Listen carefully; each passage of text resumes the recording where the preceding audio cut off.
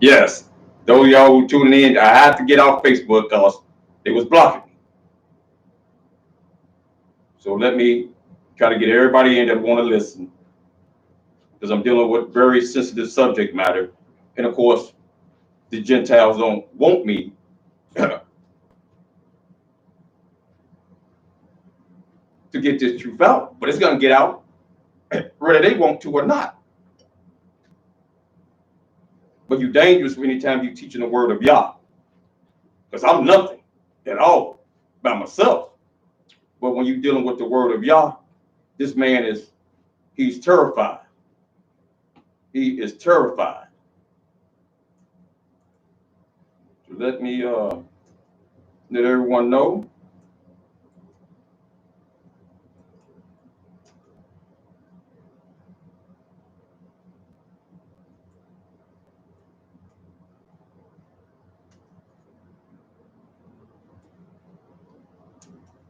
Just let me know when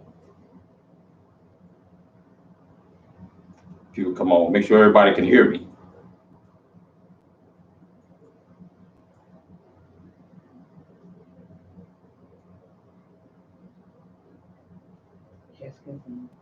All right, shalom, shalom, family, shalom, family.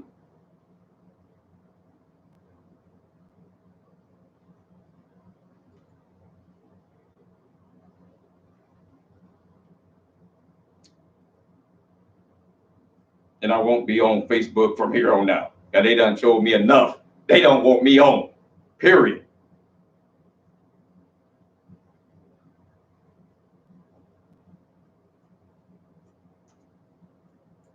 Just let me know when they come on.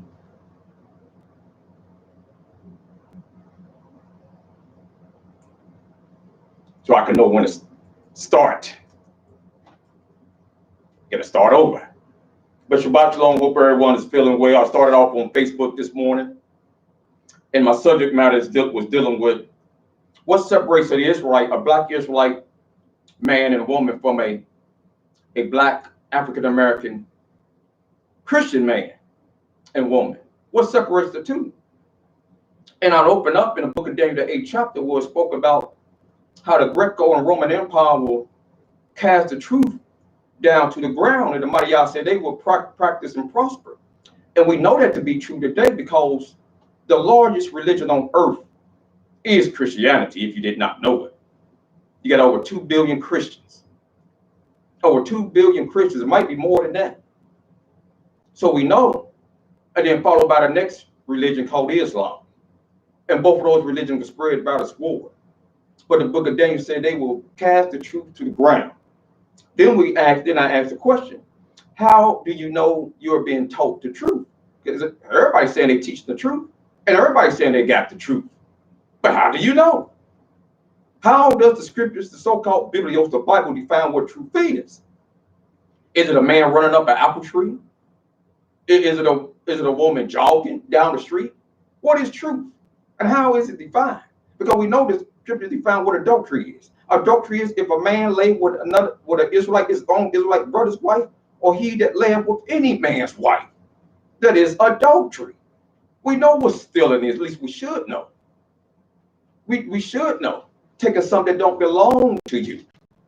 The Creator defines what coveting is. He defines what murder is. Murder is the shedding of innocent blood. The mighty Yah never said don't kill. Thou should not kill. He never said that. He said don't murder. I should not murder. But we kill. You can kill for self-defense. You kill anytime that you eat. We kill animals. Those of us that are carnivores. We kill to eat. Those are vegetarians or vegans. We kill. We kill to sustain life, to get nourishment. So the Creator never told us don't kill. The number one killer throughout the whole Bible is the Most High. There's no one that killed more people than the Creator. So we have to know what truth is. Then, of course, we went to the book of Psalms, the 119th division, the 142nd verse, where it says, thy righteousness is an everlasting righteousness, and thy law is the truth.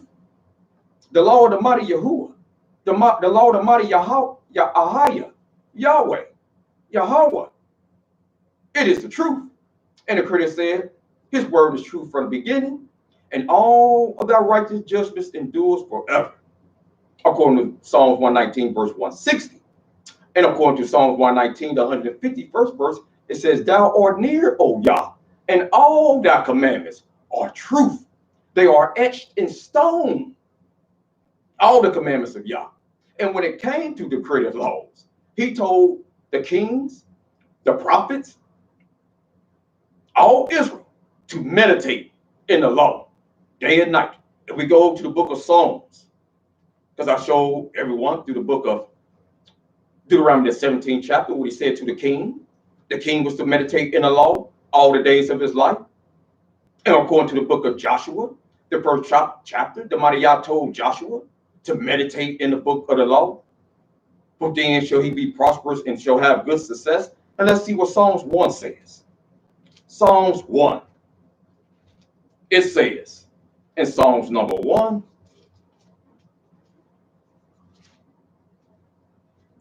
Psalms 1, let's get it. It says, blessed is the man that walketh not in the counsel of the ungodly, nor standeth in the way of sinners, nor sitteth in the seat of the scornful. Now, who are these ungodly? Who are these people that sit in the seat of the scornful? What, are they all on Facebook?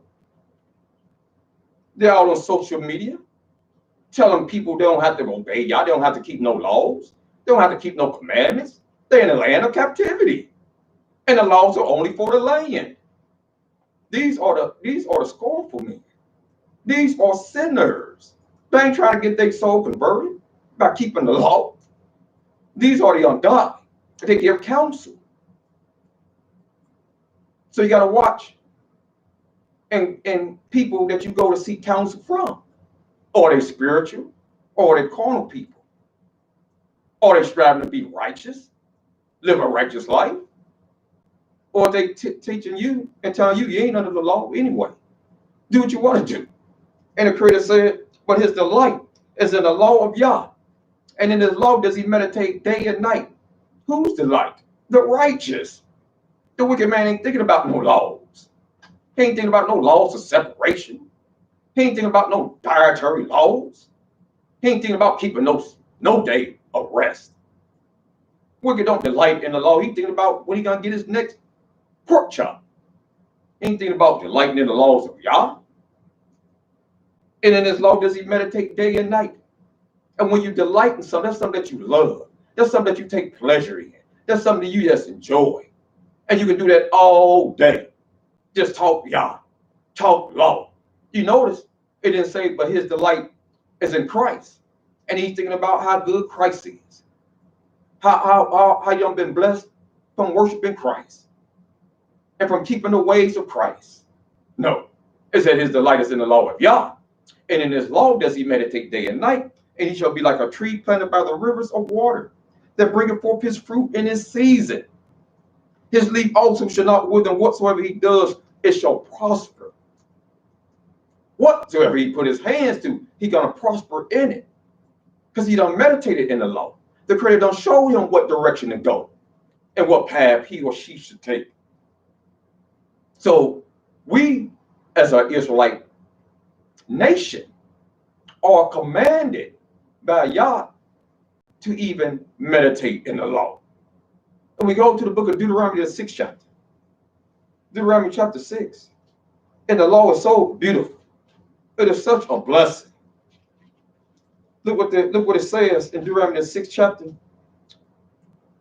The 4th verse, Shema, O Israel, Yah Elohim, Yah is Akkad, and thou shalt love Yah, thy Elohim, Yahuwah, with all thy heart, and with all thy soul, and with all thy might.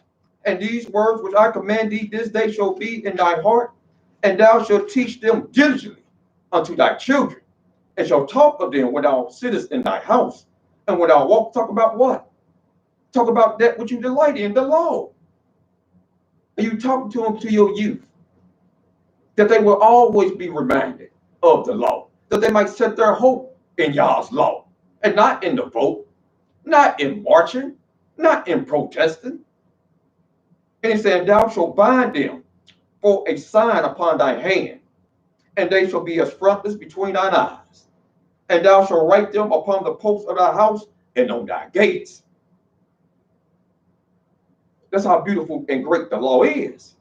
So you always want to have people come to your door, and the first thing they seeing is the law. Don't murder, thou shalt not, but don't commit adultery. Or the first one is, don't you have no other pawns, no other mighty ones, no other Elohims before Yah. Don't bring them in my house. Don't bring no little voodoo dolls and no little hippies on a stick, no crosses and all these things that we bring out. Leave them outside if you're coming to my house.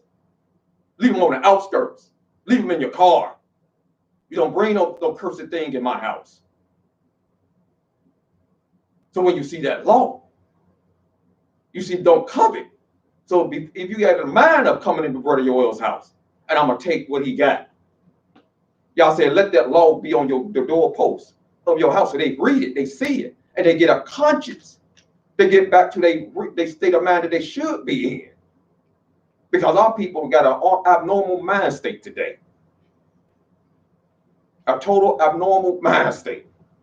And like I said, if any nation is ruling, is governing nation without laws, you got bedlam and anarchy. If your house don't have laws in it, it's going to be chaos. If you let your children do what they want to do, eat up all the food when they want to, it'd be total bedlam. Come in the house at 4 o'clock, 5 o'clock, of course, he didn't say in the morning, but late at night, it's total anarchy. You got no control as an Imam Abba over that house. But you as the Imam Abba, you got to set rules and regulations that might not even be written in a book. Ain't no smoking in my house. Ain't no use of profanity in my house. You got rules and regulations. But we want to think like the fourth beast, that we can have rules and laws that govern our house, but the mighty Yah don't got laws to govern Israel. He don't have laws to govern the other nations. And he is the creator. He is the king. And if you're not willing to bow down and submit yourself, humble yourself to the king, then you're going to be destroyed. But let's go to the book. Then I brought up the fact that Yah has disciples. Just like Christ supposed to have disciples. According to the 8th chapter, the 16th verse, it said, bind up the testimony. Bind up the testimonies of the prophets and seal up the law amongst my disciples, said Yah. So anybody that calling themselves a disciple of the Most High, and they talking about you don't got to keep no laws, how are you a disciple? How are you a follower of the Creator? You ain't living by no laws. That's a contradiction. And the law is sealed amongst his disciples. The dietary law. Although we're in the land of exile, the law of circumcision of the heart and flesh, the law of separation.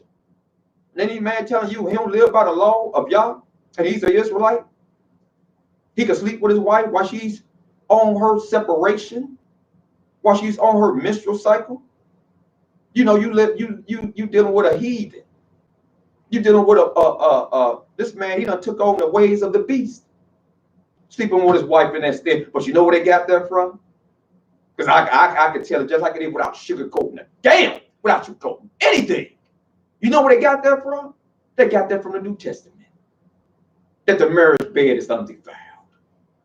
You can do anything in the marriage bed. But y'all said no. That's what we're going to see. We're going to see the laws of separation. What separates an Israelite? Because I'll tell y'all right now, if you're a black Israelite, man or woman, that goes by the New Testament, you got the same book that the black Christians got. And you can't say, oh, the thing that make a difference is we don't celebrate Christmas. We don't celebrate Easter. Well, I know that's not even in the New Testament. That was brought in by the pagans through the early church. Because back in those times, through the Roman Catholicism, Christianity went its origin. In order to bring all the pagans in, they had to accept the paganism during that time. So they said, you come on in with your Santa Claus and your pagan customs.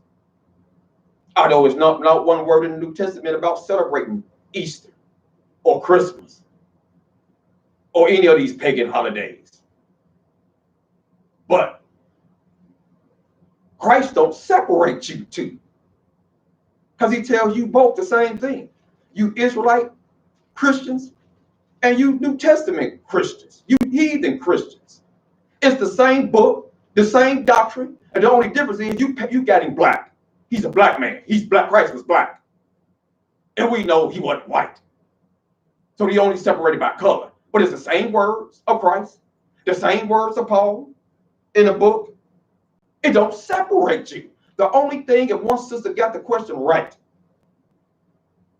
or two of them, but one said nothing, and she was right. But the other one said the law. The law.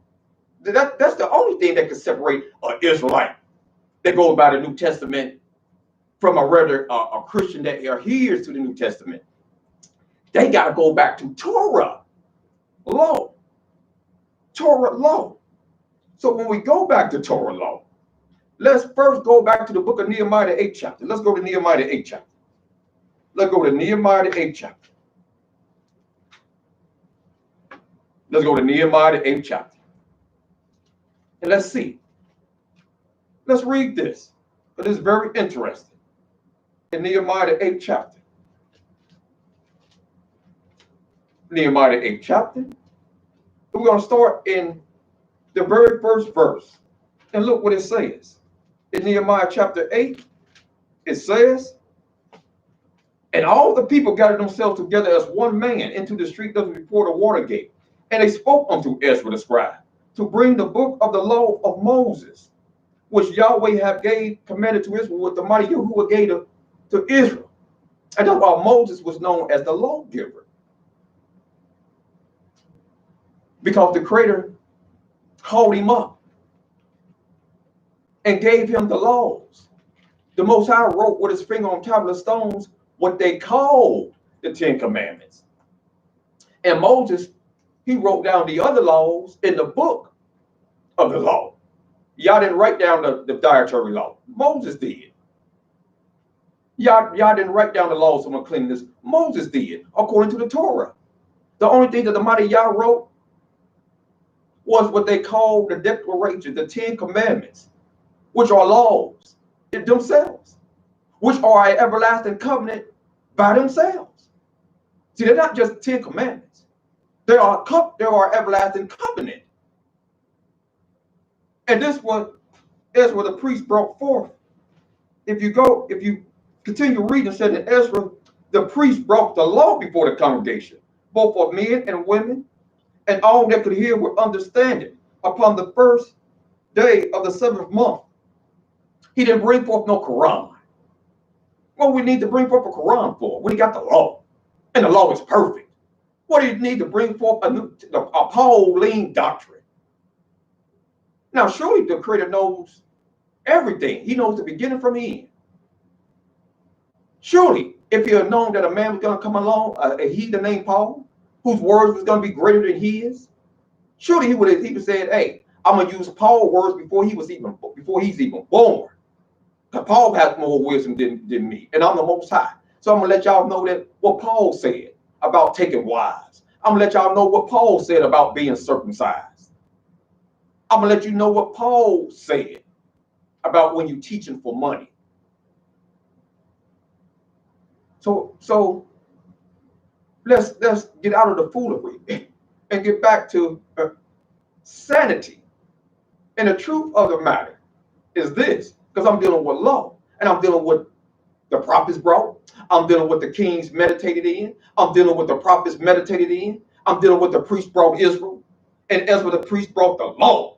In verse number 2, he brought the law before the congregation, both of men and women, and all that can hear with understanding upon the first day of the 2nd month. So this is what he brought. And he read therein. He did what we don't want to do. We don't want to read for ourselves. We don't want to investigate things for ourselves. We want to rely on men just to teach us, instead of we doing our own research and study from an old path, from ancient texts. We want to rely on men to tell us that that God works through men, and you know how they do it. So you can listen to them, listen to this man tell you, and he's lying to you. He's adding to the law. He's taking away from the law. Because I ask him all the time, what did Paul say? What did the mighty Yah say? Did he ever tell any Israelite that in order to be perfect, you got to go and sell what you have and give to the poor? What did the mighty Yah ever say to that?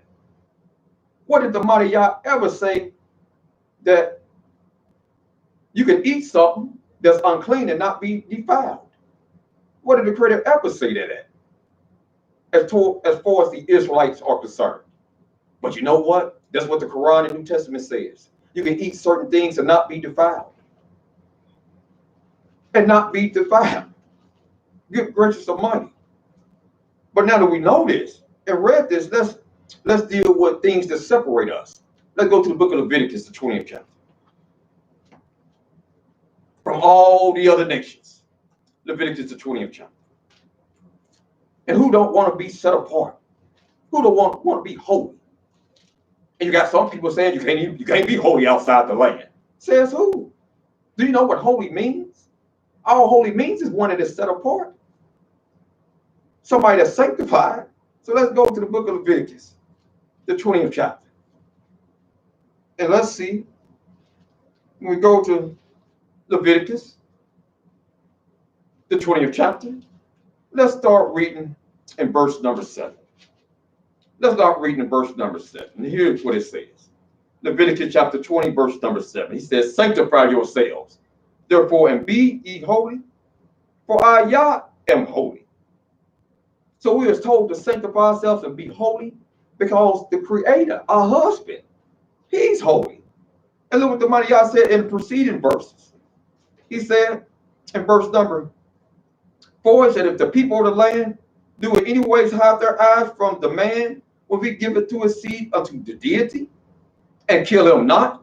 Then I will set my face against that man and against his family, will cut him off, and all that go whoring after Christ, to commit whoredom with Christ and Allah from amongst their people.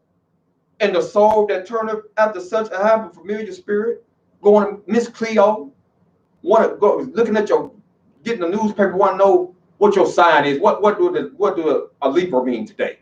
Am I going to have good luck or bad luck? Let me investigate the horoscope. Let me listen to what the white man tell me. Let me listen to what these prognosticators say. So what we do, we want to investigate our horoscope. As we ain't compatible. See, you are Aquarius and I'm a Leo. We ain't gonna get along. You are Capricorn and I'm a this. See, we're not compatible. Or do you both fear Yah? Are you both commandment keepers? Are you both law-abiding citizens? What you mean? That's what happens when you get caught in this foolishness. Want to know this time you're gonna have good luck. Ain't no such thing as good luck, bad luck. It's blessings or curses. You're gonna be blessed by keeping the law, or you're gonna be cursed by not keeping the law. And he said, and such as turn after such a have familiar spirits, and after wizards, to go a whoring after them, going after David Blaine and Chris Angel, these magicians, want to see them do, these men perform these black art tricks that they got from ancient Kemet. Y'all said, stay away from that. He said, don't go seek after these people. Because believe it or not, they got power to do certain things. And Christ said, stay away from them. Don't have these people read your palm and you give them power. You go talk to a lady, a palm reader, and all she want to know, well, I see a house, and our house, and you give them information. It's blue? Yeah, it's blue, and it got the number 1257. Yeah, that's it. Yes, 1257, and you give them power. And the Christ says, stay away from them. Because when you do, you become defiled. He said, I will even set my face against that soul, will cut him off amongst his people. I had an aunt. One of my aunt that went years ago, back in the day. And she went to see one of these people. And of course, the lady told her she's gonna have a problem with money and men. Sorry, I had to tell her. I had to tell her. And to this day, well, I ain't talked to her lately. Oh no, she still got a problem, but she got a problem keeping money and a problem with men. And she knows the truth. She left an article behind, and these people get hold of your hair, get hold of something, to be like the people down in Haiti, practice voodoo religiously. And they get the getting a piece of your hair out of a comb, and you know what the old folks say, you burn it. You burn your hair. You don't leave your hair laying around. The old folks say the bird get to it and drive you crazy. You get to make this nest off your hair that he found the ground. Bird, get the. Next thing you know, you done lost your mind. People know what happened with them. Well, that's what the old folks say. You gotta know the old tale. A woman use her menstrual blood and put it in your chili, brothers. And she taught, and that's the art. And say that and he'll never leave. And that's what they do down in Haiti, right down in the heart of New Orleans. They do these things, these arts, witchcraft. I had a great grandmother that was, and her sister was a witch. Put spells on her. She had to wear these silver coins all over her body to try to keep the demons off. So these things happen. You got spirits that wander, that walk the earth, what they call ghosts today. People see what they call paranormal activity, things happening in their house, stuff falling. They hearing things, somebody in the other room, ain't nobody in there, stuff dropping, hitting the floor, things in the kitchen rattling, seeing shadows on the wall, seeing little people, little dark people, images. You dealing in the spirit realm. All types of stuff is out there. And you don't open up no gates like CERN. CERN open up gates. They open up what they call wormholes and bring out all types of things. How wicked the government is. They bring out all types of things. You got what they call this Bigfoot. Goes in and out of dimensions. Y'all heard of Bigfoot. The thing supposed to stink. You can smell it miles away. Big 500-600-pound creature. Hair just all over the body. I just tell them, I tell them what the white man said. White man said, and not just one, a few of them said. He said, look just like my granddaddy. That's what one said. Bigfoot. But you got this thing supposed to come out in and out of dimension. You got all types of stuff out here today. So y'all said leave that stuff alone. Sanctify yourselves and be holy, for I, Yah, am holy. Then we go to Leviticus 11 chapter. Go to Leviticus 11 chapter. And let's see what it says here in Leviticus 11 chapter. And we go to Leviticus 11 chapter. We're going to read the 43rd verse in Leviticus 11 chapter. And this is what it says. It says, ye shall not make your souls abominable with any creeping thing that creepeth, neither shall ye make your souls unclean with them, that ye shall be defiled thereby. No spiders, no tarantulas. Israelite not to be eating any 1,000 legs, any rats, any of these creeping things. But if you go by the Quran, the New Testament, you can eat them. You can eat them and have a feast. Just break off a spider leg and just consume it and eat it. And the man y'all said, I don't want y'all doing these things. You'll be defiled by. For I am Yahuwah, your Elohim. You should therefore sanctify yourselves. And you shall be holy, for I am holy. Neither shall you defile yourself with any manner of creeping thing that creepeth upon the earth. For I am Yahuwah, that bringeth thee forth out of the land of Egypt, to be your God. Ye shall therefore be holy, for I am holy.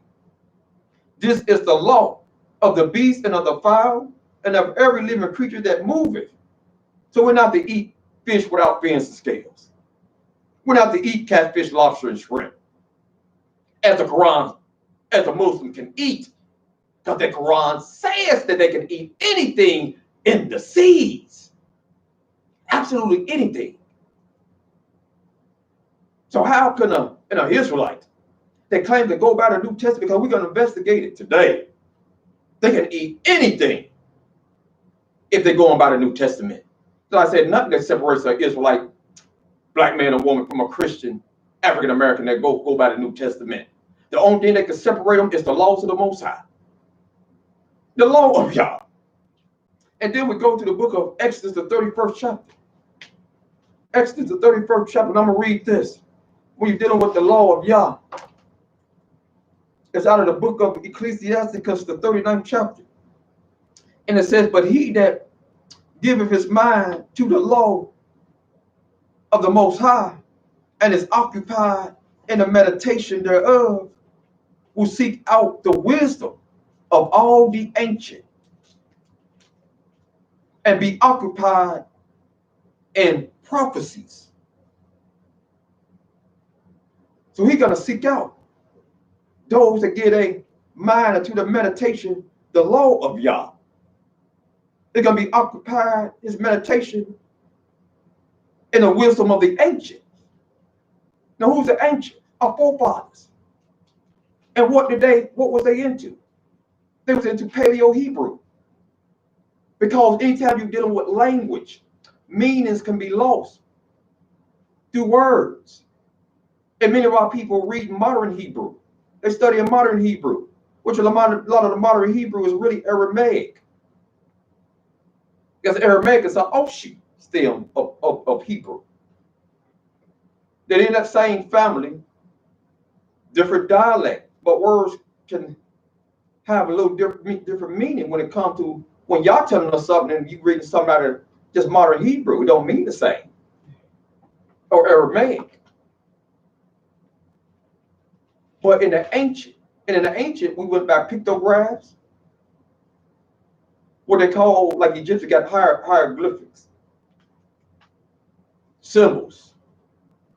And we have symbols as well. But our language is what also defined us as a people.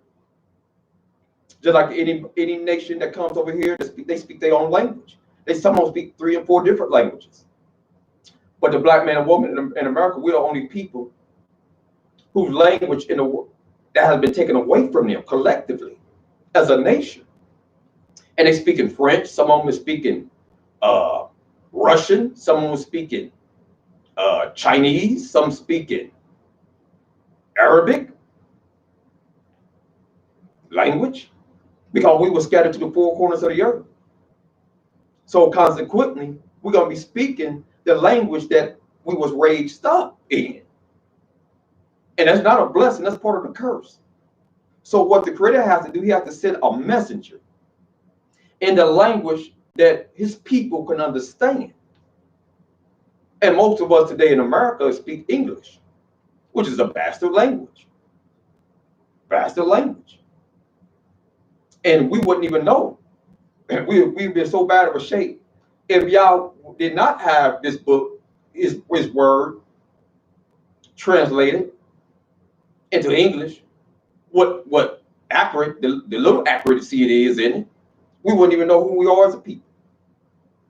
So that's the mercy of the Almighty Yah. So I thank Yah for having it translated into the other languages, Latin and other languages that our people speak, so that they can get back, at least get back to Yah. Now, once we get into the knowledge of know, get the basic fundamentals, then we should all expand our knowledge to go on and compare what this say in the language, what English to Hebrew, ancient Hebrew, because your understanding can be thrown off by going by Masoretic text, going by English, then going by straight Hebrew.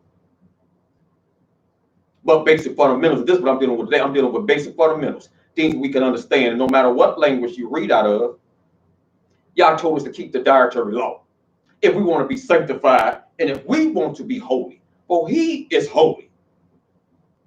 Then we go to the book of Exodus, the 31st chapter. Exodus 31. So I'm staying on the level that you all can understand.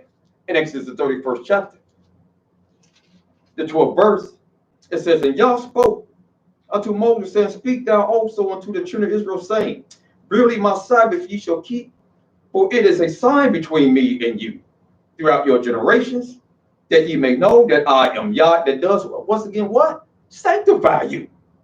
So the Yah said, I'll give you a Shabbat. And whether we keep it or not, whether we agree on what day it is or not, whatever day that you call yourself keeping the Shabbat, where you call yourself keeping it according to the moon, the cycles of the moon, frozen Sabbath. My question is, do you even keep a Sabbath, a day of ceasing? Because the Creator said in the book of Bereshit, he said he sanctified that day in creation. That day was hallowed in creation before any Israelite was born, before any offering or sacrifice. He said, I sanctified that day. I made it holy. Me and my angels, we cease on that day. The angels celebrate the Shabbat and the Shamarim in the heavens. If you did not know that, according to the scriptures, the angels keep Shabbat, and we're supposed to keep Shabbat with them. And anytime you walk in with Yah, you gotta walk with him, you gotta stop. When he say stop and chill, that's when I stop and chill. I don't go no further. I don't go no farther. And the mighty Yah said, ye shall keep the Sabbath, therefore, verse 14, for it is holy unto you. Or is it? Is it special? Now, our birthdays are special. Many of our anniversaries are special. We want everybody to acknowledge us on our birth, on the day we was born. We don't get no phone call. What? Did nobody call me? Oh, I'm upset. I'm greatly disappointed. Did nobody wish me a happy Earth Day? Did nobody buy me nothing? Didn't give me no gift or nothing? But we don't want to acknowledge Yah Shabbat. And that is the one law that Israelites love to attack. They don't attack murder or stealing or coveting. The one law they attack is the Shabbat day in this land. That's the one, and Yah said, according to his word, that the Shabbat is an everlasting covenant. And we're going to read about it. It said, ye shall keep the Sabbath, therefore, for it is holy unto you. Everyone that defileth it shall surely be put to death. For whosoever does any work, that soul should be cut off from amongst his people. 6 days may work be done, but the 7 days is the Sabbath of Yah, holy to Yah. Whosoever does any work in the Sabbath day, he shall surely be put to death. Wherefore the children of Israel shall keep the Sabbath, to observe the Sabbath throughout their generation for a perpetual covenant. It is a sign between me. Now, what is that perpetual? It's everlasting. Just like circumcision is everlasting. The bow in a day of rain is everlasting. Those are everlasting covenants, can be done away with. When have you not seen throughout a year a bow in the sky? A beautiful red and yellow and blue rain, what they call rainbow. Because that's the greatest word. He said, I will set my bow in the sky to prove all the ministers to be liars. Because they teach, the New Testament teach all the covenants of Yah is done away with. You're not living under none of the covenants of Yah. Christ blotted them all out. This is what the New Testament says. All the ordinances and laws were blotted out when Christ died. So say the New Testament. And the New Testament also says that righteousness don't even come by the law. It don't even come by the law. It comes by just having faith and believing in a dead man. And right here the Creator said, in verse number 17, it is a sign between me and the children of Israel forever. For in 6 days y'all made heaven and earth. And on the 7th day he rested. He rested. So that's an everlasting covenant. The 10 Commandments. Let's go to the book of Deuteronomy, the 4th chapter. Deuteronomy, the 4th chapter.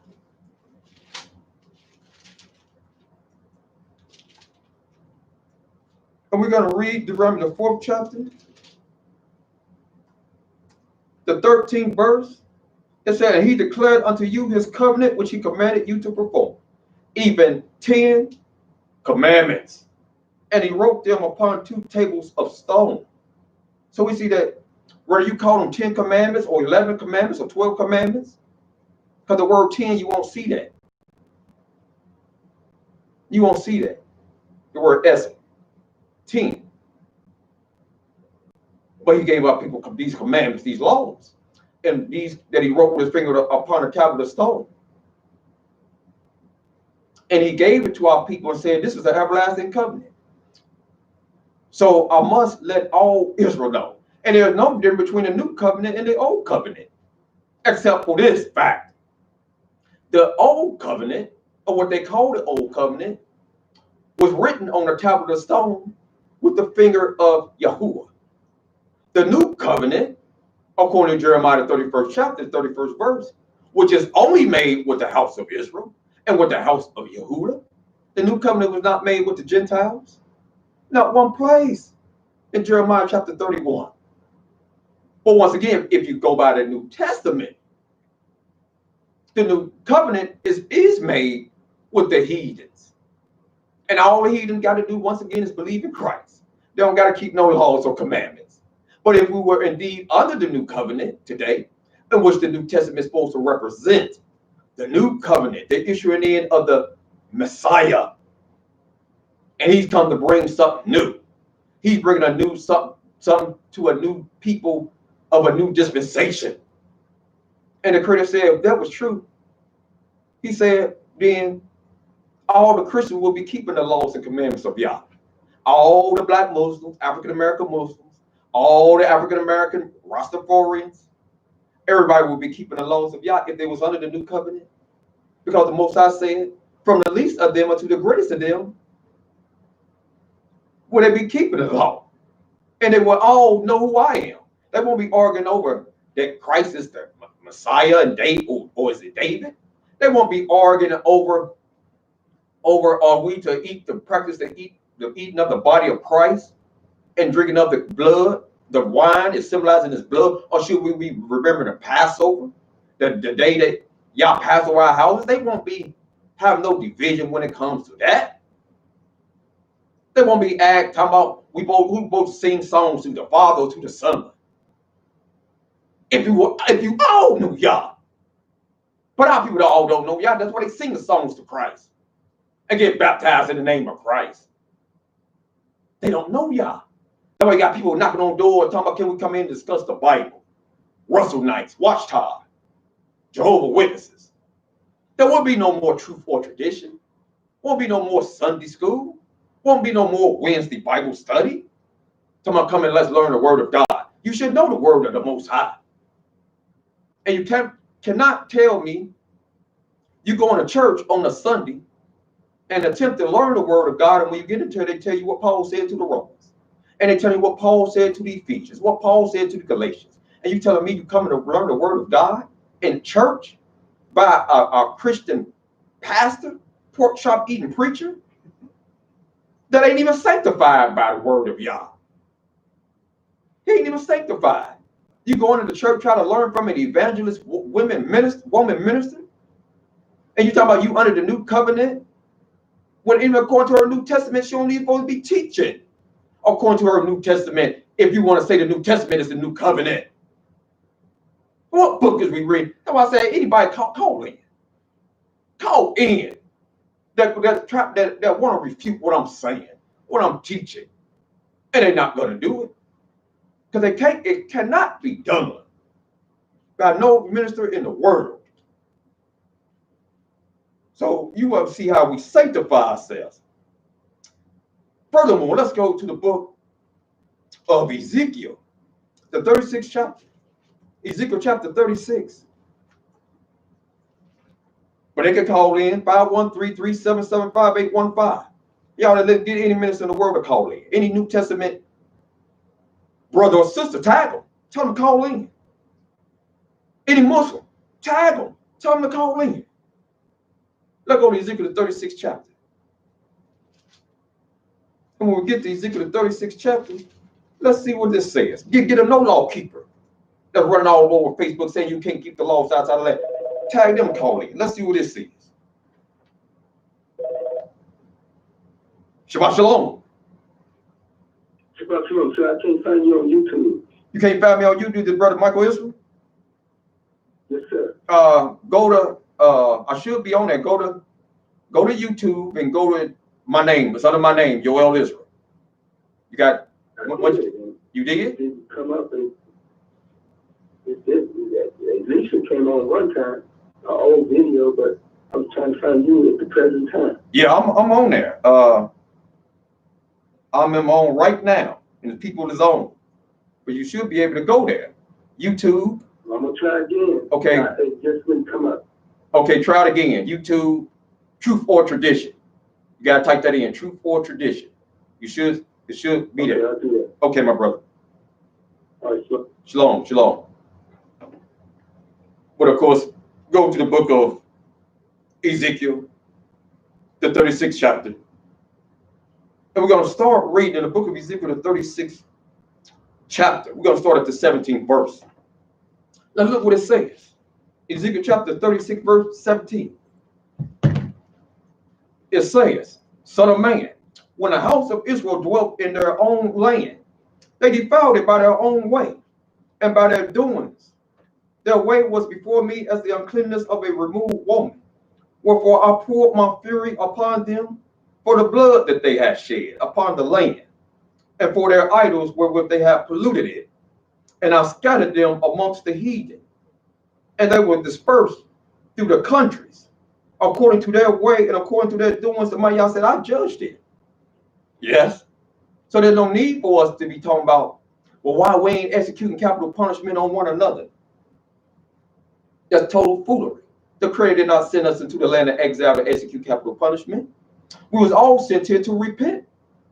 Because all of us is guilty, the whole nation. So he said, repent. He said, listen to what King Solomon said in 2 Chronicles chapter 7, verse 14. He said, if my people, which are called by my name, shall humble themselves and seek Christ and turn from their evil ways. Did it say that? No.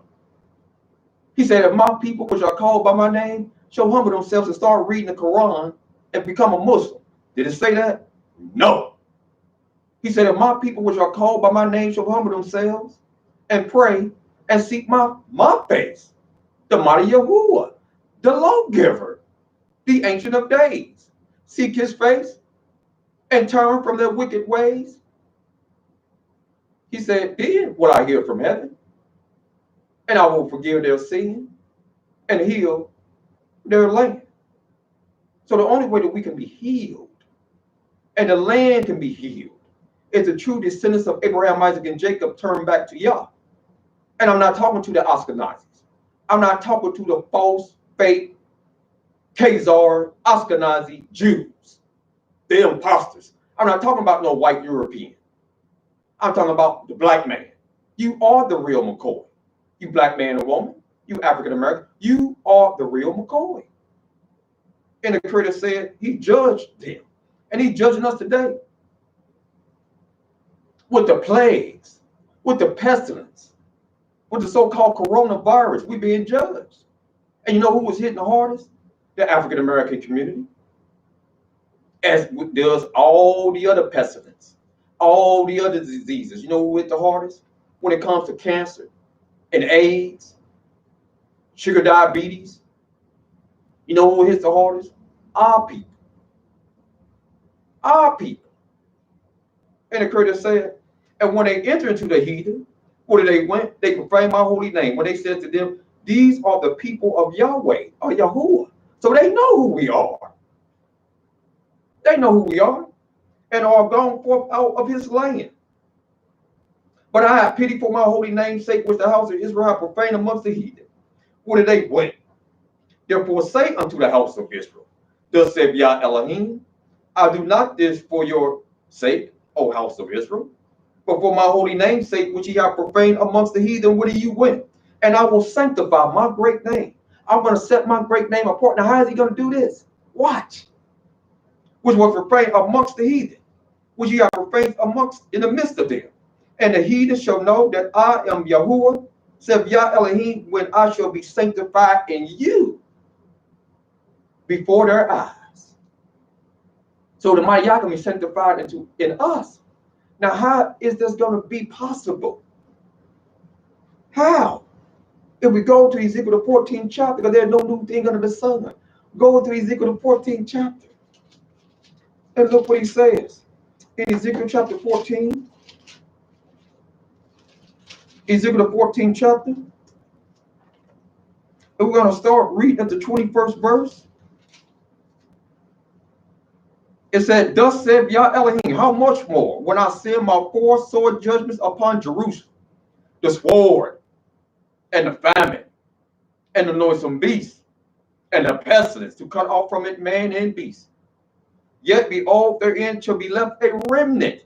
Just like you're going to have a remnant left when y'all get through smoking Israel.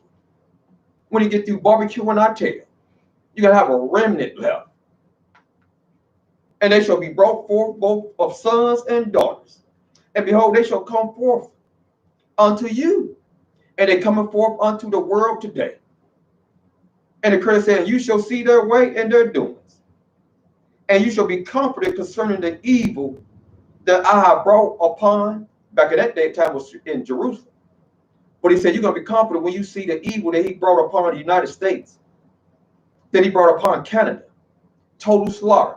When you're going to understand why total slaughter of the black man and woman going to take place in the hours where millions of Israelites going to die. Many African American people are going to die. And you're going to understand why. Because they have went away from Torah law. They have refused Torah law because of the 4th beast and the Greco Empire. Because they cast the truth down to the ground and they prosper and practice and prosper in the people. Y'all said Israel, the African American people, they love to happen so. Because they love to hear lies. They love to be lied to. Even the European heathens, they don't want the truth. They don't even want to accept the fact of a black God. The white European, they don't want no black Madonna. We're talking about what the Pope got in Rome. We don't want nothing to do with that. They don't even want, that's why they cut me off of Facebook. The white Jewish enemy of Yah, Goldsberg, Mark Goldsberg, he's a coward. If he think he's the true McCoy, tell him to come on YouTube and let me know that. Get any Jew, white Jew, get any Ashkenazi from Europe, get any white rabbi that goes by the Talmud. If they believe they the chosen people of the Most High, have one of them call in and straighten me out. Have one call in, suckerberg, iceberg, but then what you're a sucker. And you only curse yourself.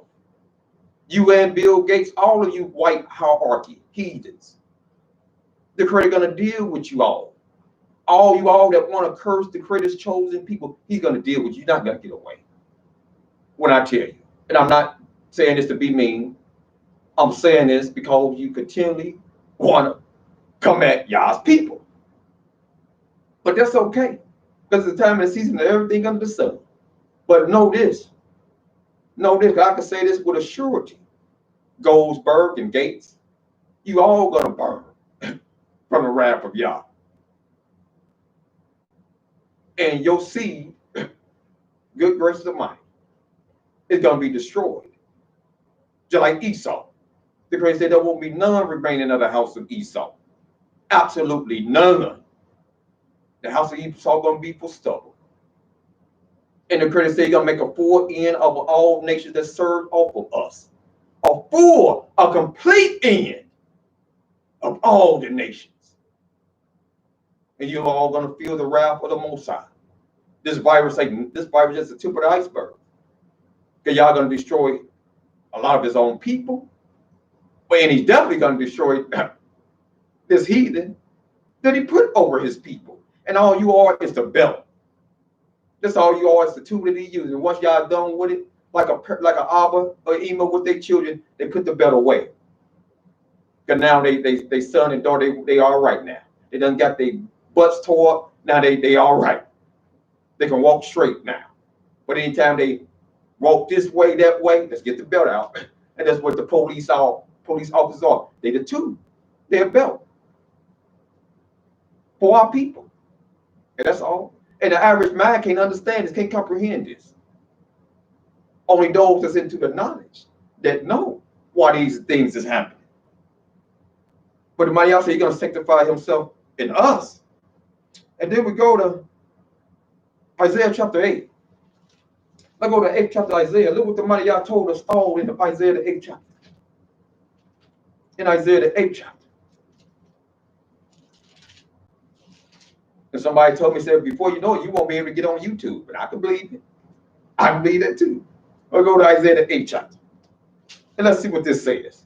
In Isaiah the 8th chapter, the 13th verse, it says, sanctify Yah of hosts himself, and let him be your fear. And let him be your dread. And this is what I'm telling all Israel. Sanctify Yah. Sanctify the mighty Yahuwah. Let him be your fear. And let the mighty Yah be your dread. So I'm going to take some time out to sanctify Yah. And let me sanctify Yah. Let's go to the book of Isaiah 46 chapter. Since we're in the scroll, let's go to Isaiah 46 chapter. Give glory to the King. Let's go to Isaiah 46 chapter. And let's go to verse number 8.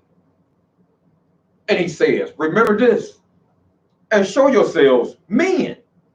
Bring it to mind, O ye transgressors, O you low, you low, non-law abiding citizens. Y'all said, bring this to your mind, you all that want to go what Paul said.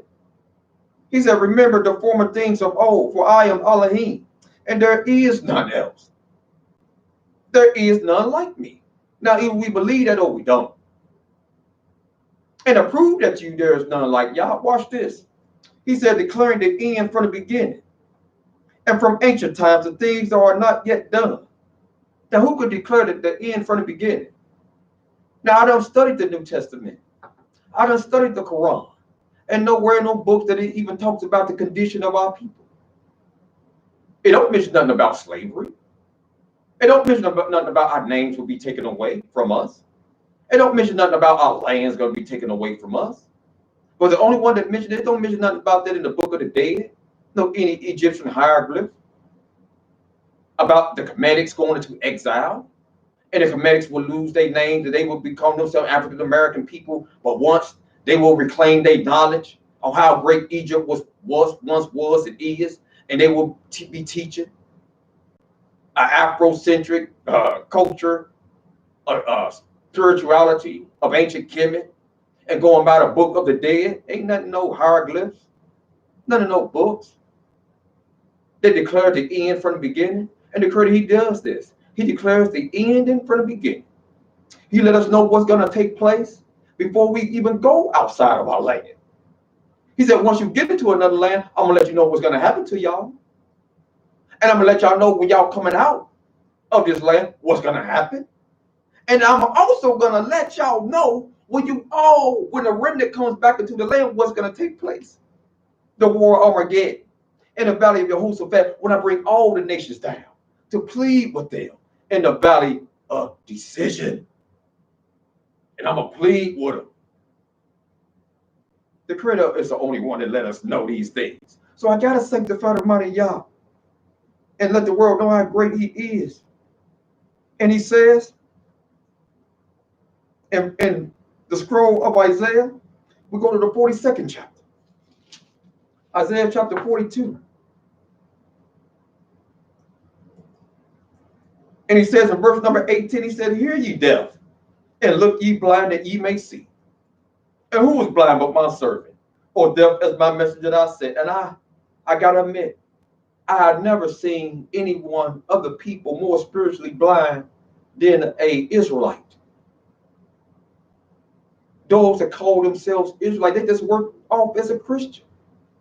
They blind when it comes to reading Isaiah 43, verse 10 and 11. What says, ye are my witnesses, said Yah, and my servant that I've chosen, that ye may know and believe me and understand that I am he. Before me there was no God formed, neither shall there be after me. Even I, am the mighty Yahuwah, and beside me there is no Savior. They read that, but they're blind to that. Because they attempt to show not only another Savior, but they show another Savior that supposed to be greater than Most High. And they blind to the word of the Creator. He said, or deaf as my messenger that I sent, who was blind as he that is perfect, and blind as Yah's servant, seeing many things. And thou observest, they see all types of things in the New Testament. The marriage bed is defiled. It is a shame for a man to have long hair. If you're a single man, don't even take a wife if you're a single man. Circumcision is done away with. Who is blind? More blind than this black man. That it's a shame for a woman to speak in the church. Who is more blind than this black man and woman? That a woman has no authority over a man.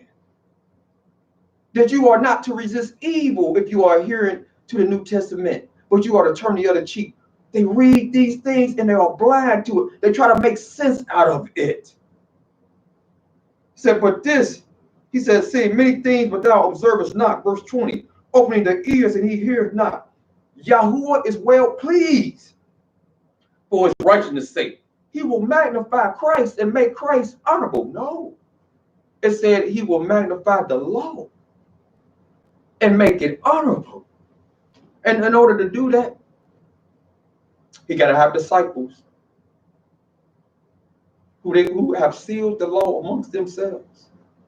He got to have witnesses that testify in his behalf that he is Yah and there is none other. He is the Elohim of Abraham, Isaac, and Yaakov, and there is no other. Pause beside the mighty Yah. And he said he's going to magnify the law and make it honorable. But this is a people, they rob and spoil. And all of them are snared in holes. They snare in the holes of Egyptology, Christianity, Islam, going by books, wannabe books, that the creator don't even speak in. The Father don't say one mumbling word in it. He said they snare in holes and they are hid in prison houses. And they are for a prey. And none delivering. They are for a prey. And on every corner, you got 4 or 5 black churches in the inner city. They for a prey. And anytime something violent, another black man get murdered, the first ones they go and get Al Sharpton, a pork chop eating preacher, and Jesse Jackson. Or they want to say they want to go to Farrakhan. And they are for a prey. Because then they're going to tell them, these men are going to tell them what Christ said. These men are going to tell them what's in their own heart. Or they're going to give them a dream. And the creator said, who amongst them? And the creator said, none delivered and for a spoil, none restored. Who amongst you will give ear to this, and what I'm saying? And who will hearken and hear from the time to come? Who gave Jacob for a spoil and Israel to the robbers? Did not Yahuwah? Is not he the one that sent us over here in this land to be the borrowers and not the lenders? Is not he the one that sent Israel into this land to be the landless and not the landowners? And he is not, was it not the mighty Yah that said you're going to be called by bywords? Who did these things to us? Who wounded us? Who was we bruised by?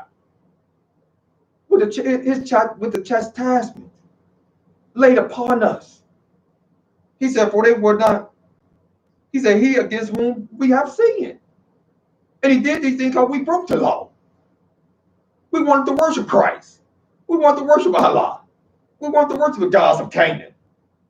For they would not walk in his ways, neither were they obedient unto his law, and they still not obedient unto his law. As I speak today, they still don't. They want Christ. They want Allah. He said, therefore he hath poured upon them the fury of his anger and the strength of battle. And then I set him on fire round about. And that's why the mighty Yah said, I'm going to bring all these curses upon my people, my nation. I'm going to allow their wives to be raped. I'm going to allow their sons to be raped and sold from one plantation to another. And they're going to look and long for them all the day long. They're going to say, oh, my baby. I want my baby back. Oh, my baby, what are you doing with my baby? Take up my baby from me. Take the baby right out your arms. It ain't nothing you can do about it. All you got to do is call 241 kids. They come to investigate. Oh, it's a problem. Oh, yes. Well, they under our custody for right now, ma'am. What? Are you kidding me? That's my baby. Yes, but it's for the safety of the child.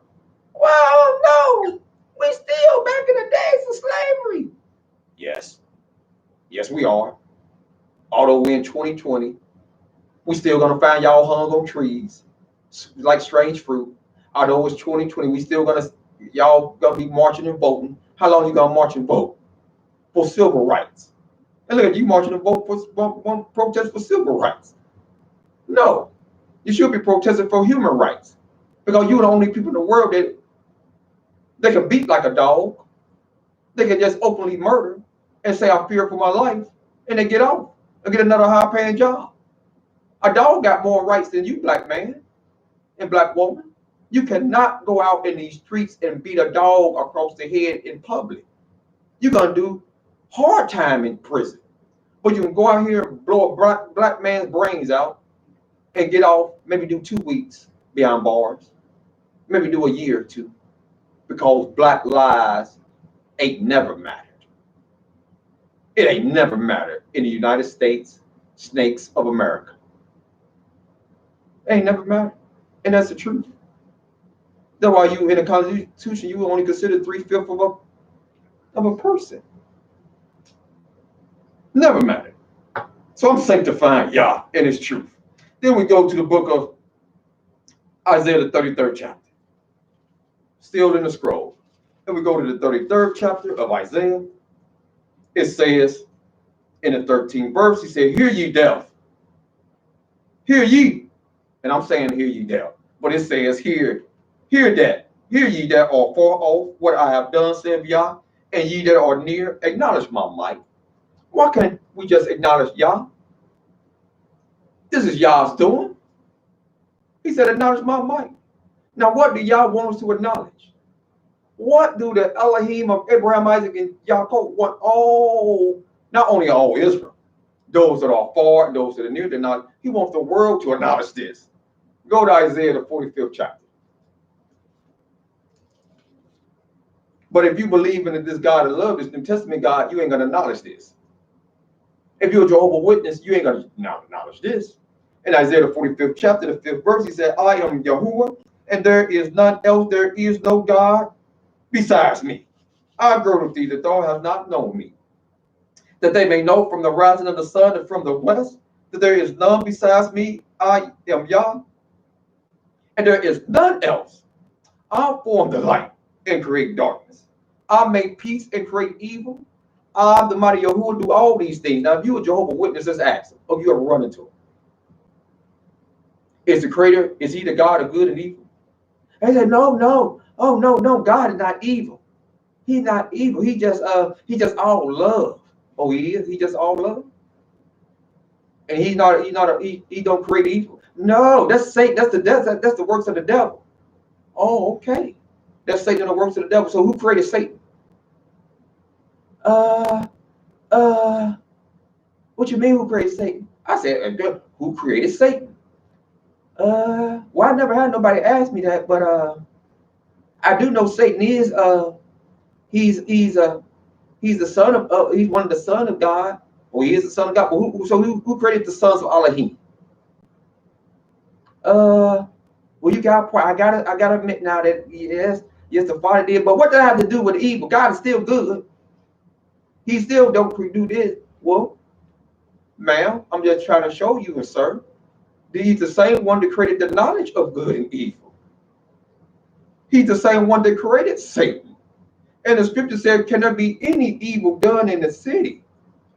And y'all have not done it? You talking about a virus, a pandemic that is global. And right now, as I'm speaking, living here in Cincinnati, we about to go, we in red now, cold red. We about to go to cold purple. And going to cold purple, they talking about shutting things down. Because it's just spreading so bad. And when a nation goes out of cold red, they go back purple. That's why a lot of these states now, I think in Texas and other parts of the country, they're closing back down. They're closing down the bars and different places that was open, the beaches. We got to close everything back down again. And when it go into full close down, quarantine, that's martial law. Nobody goes out. And everybody wear masks. Everybody got to wear masks and be quarantine, staying in their house with a mask on. Now picture that. Picture that, you in the house with a mask on. But hey, everybody in quarantine. But this is what they move it to. And the mask thing is to take your freedom away. That's all it is. We want to slowly take away your liberties and your freedom. And if you got a matter of fact, don't you know the mask, the cloth mask that the people wear? Those have what they call pores. They got holes in them. And anytime you get those things get wet, moisture gets on them. You ain't keeping no particles out. No virus is airborne. You can't get no cloth mask keep that out. You're still breathing in the air. So all this is a joke, y'all. It's a game that's being played. All that mask things is really about controlling you. As soon as you all agree, yes, we wear masks. Yeah. And of course, you can't go shopping if you don't have a mask on in a lot of these places now. You can't go in these grocery stores unless you got a mask on. And I'm here to seek the peace of the city. So I don't have no problem putting on a mask to go in the store. But I don't wear no mask out in 90-degree temperature. Breathing my own air. How can I breathe properly? And I know I got a built-in immune system. And I know the bottom line on it is all this. Y'all said he kills and he makes alive. It is nothing that could come your way or harm you if it's not allowed by the Most High. And that's just the truth of the matter is. All hands, all life is in the hands of the Most High. So me personally, I don't walk out in public whether it's 50 degrees out, 100 degrees out with no mask on. I don't. Like I said, Brother Yoel, I'm not telling y'all what to do, but that don't scare me. I say, hey, if y'all ready to come and take me, he take me. And hopefully I'll be with the Most High. I'll be with them, I'll be asleep. And then he let people don't disturb him, don't try to wake him up, don't try to do what Saul did. Let the brother sleep. And I'll be sleeping good. I'll be doing good rest. So, and that's all death is, it's a state of sleep. That's all. But the money y'all gotta give y'all the glory. I gotta sanctify Yah. He's the killer. But he's also one that can heal and bring you back and resurrect you to live again. He said, book of Deuteronomy, the 32nd chapter, he said, I kill and I'll make alive, I'll wound and I heal. Neither is there any that can deliver out of my hand. There's no doctor that can deliver you out of my hand. If I want to take you, I'll take you. Nobody has power over the spirit to retain the spirit. Absolutely no one. He said, I kill, I'll make alive, I'll wound and I heal. Neither is there any that can deliver out of my hand. For I lift up my hand today and say, I'm not Christ. I'll live forever. I'll live forever. So you got to understand the power of the mighty Yah. So I want to sanctify Yah. And according to my last place, go to Isaiah the 42nd chapter, 8th verse. He said, for I am the mighty Yahuwah, the mighty Yahweh, and my glory would I not give to another, neither my praise to any graven images.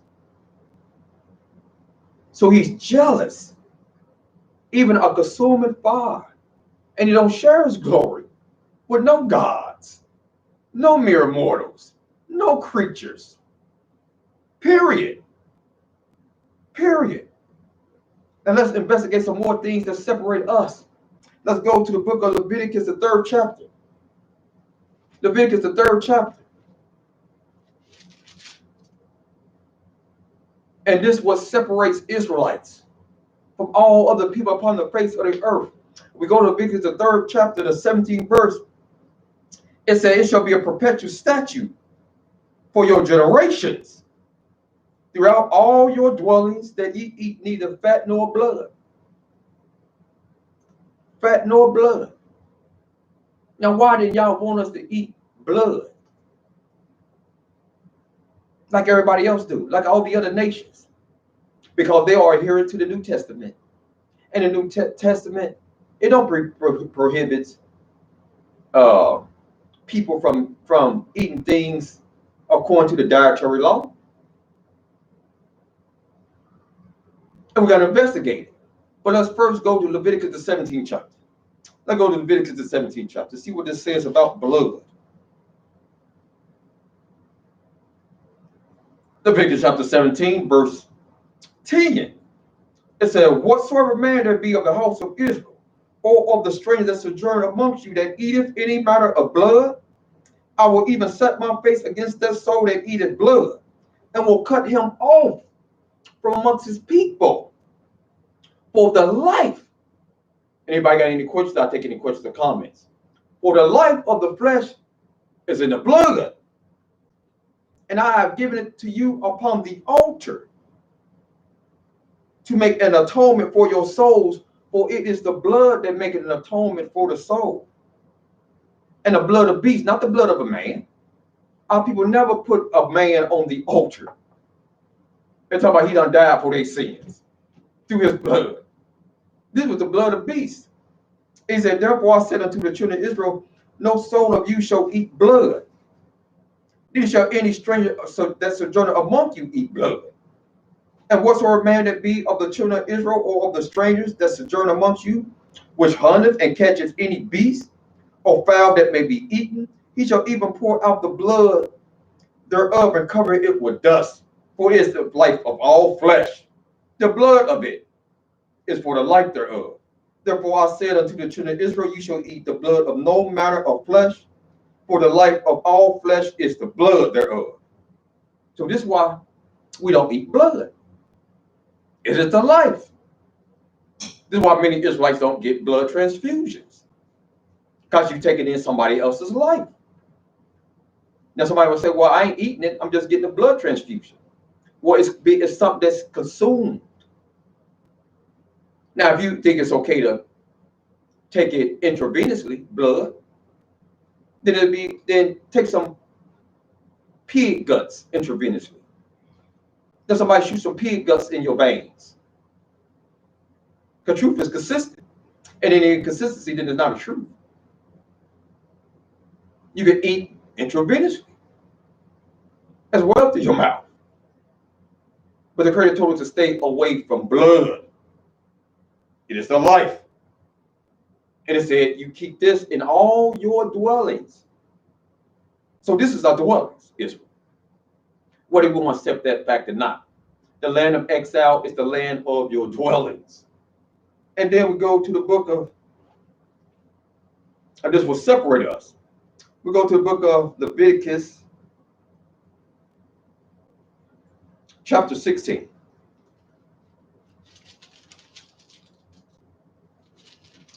Leviticus chapter 16. And we're going to start reading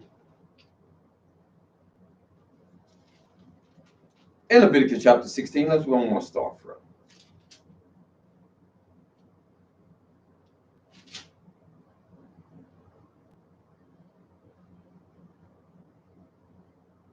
Let's start in the 15th chapter, because I want to bring this out. Leviticus chapter 15, the 16th verse.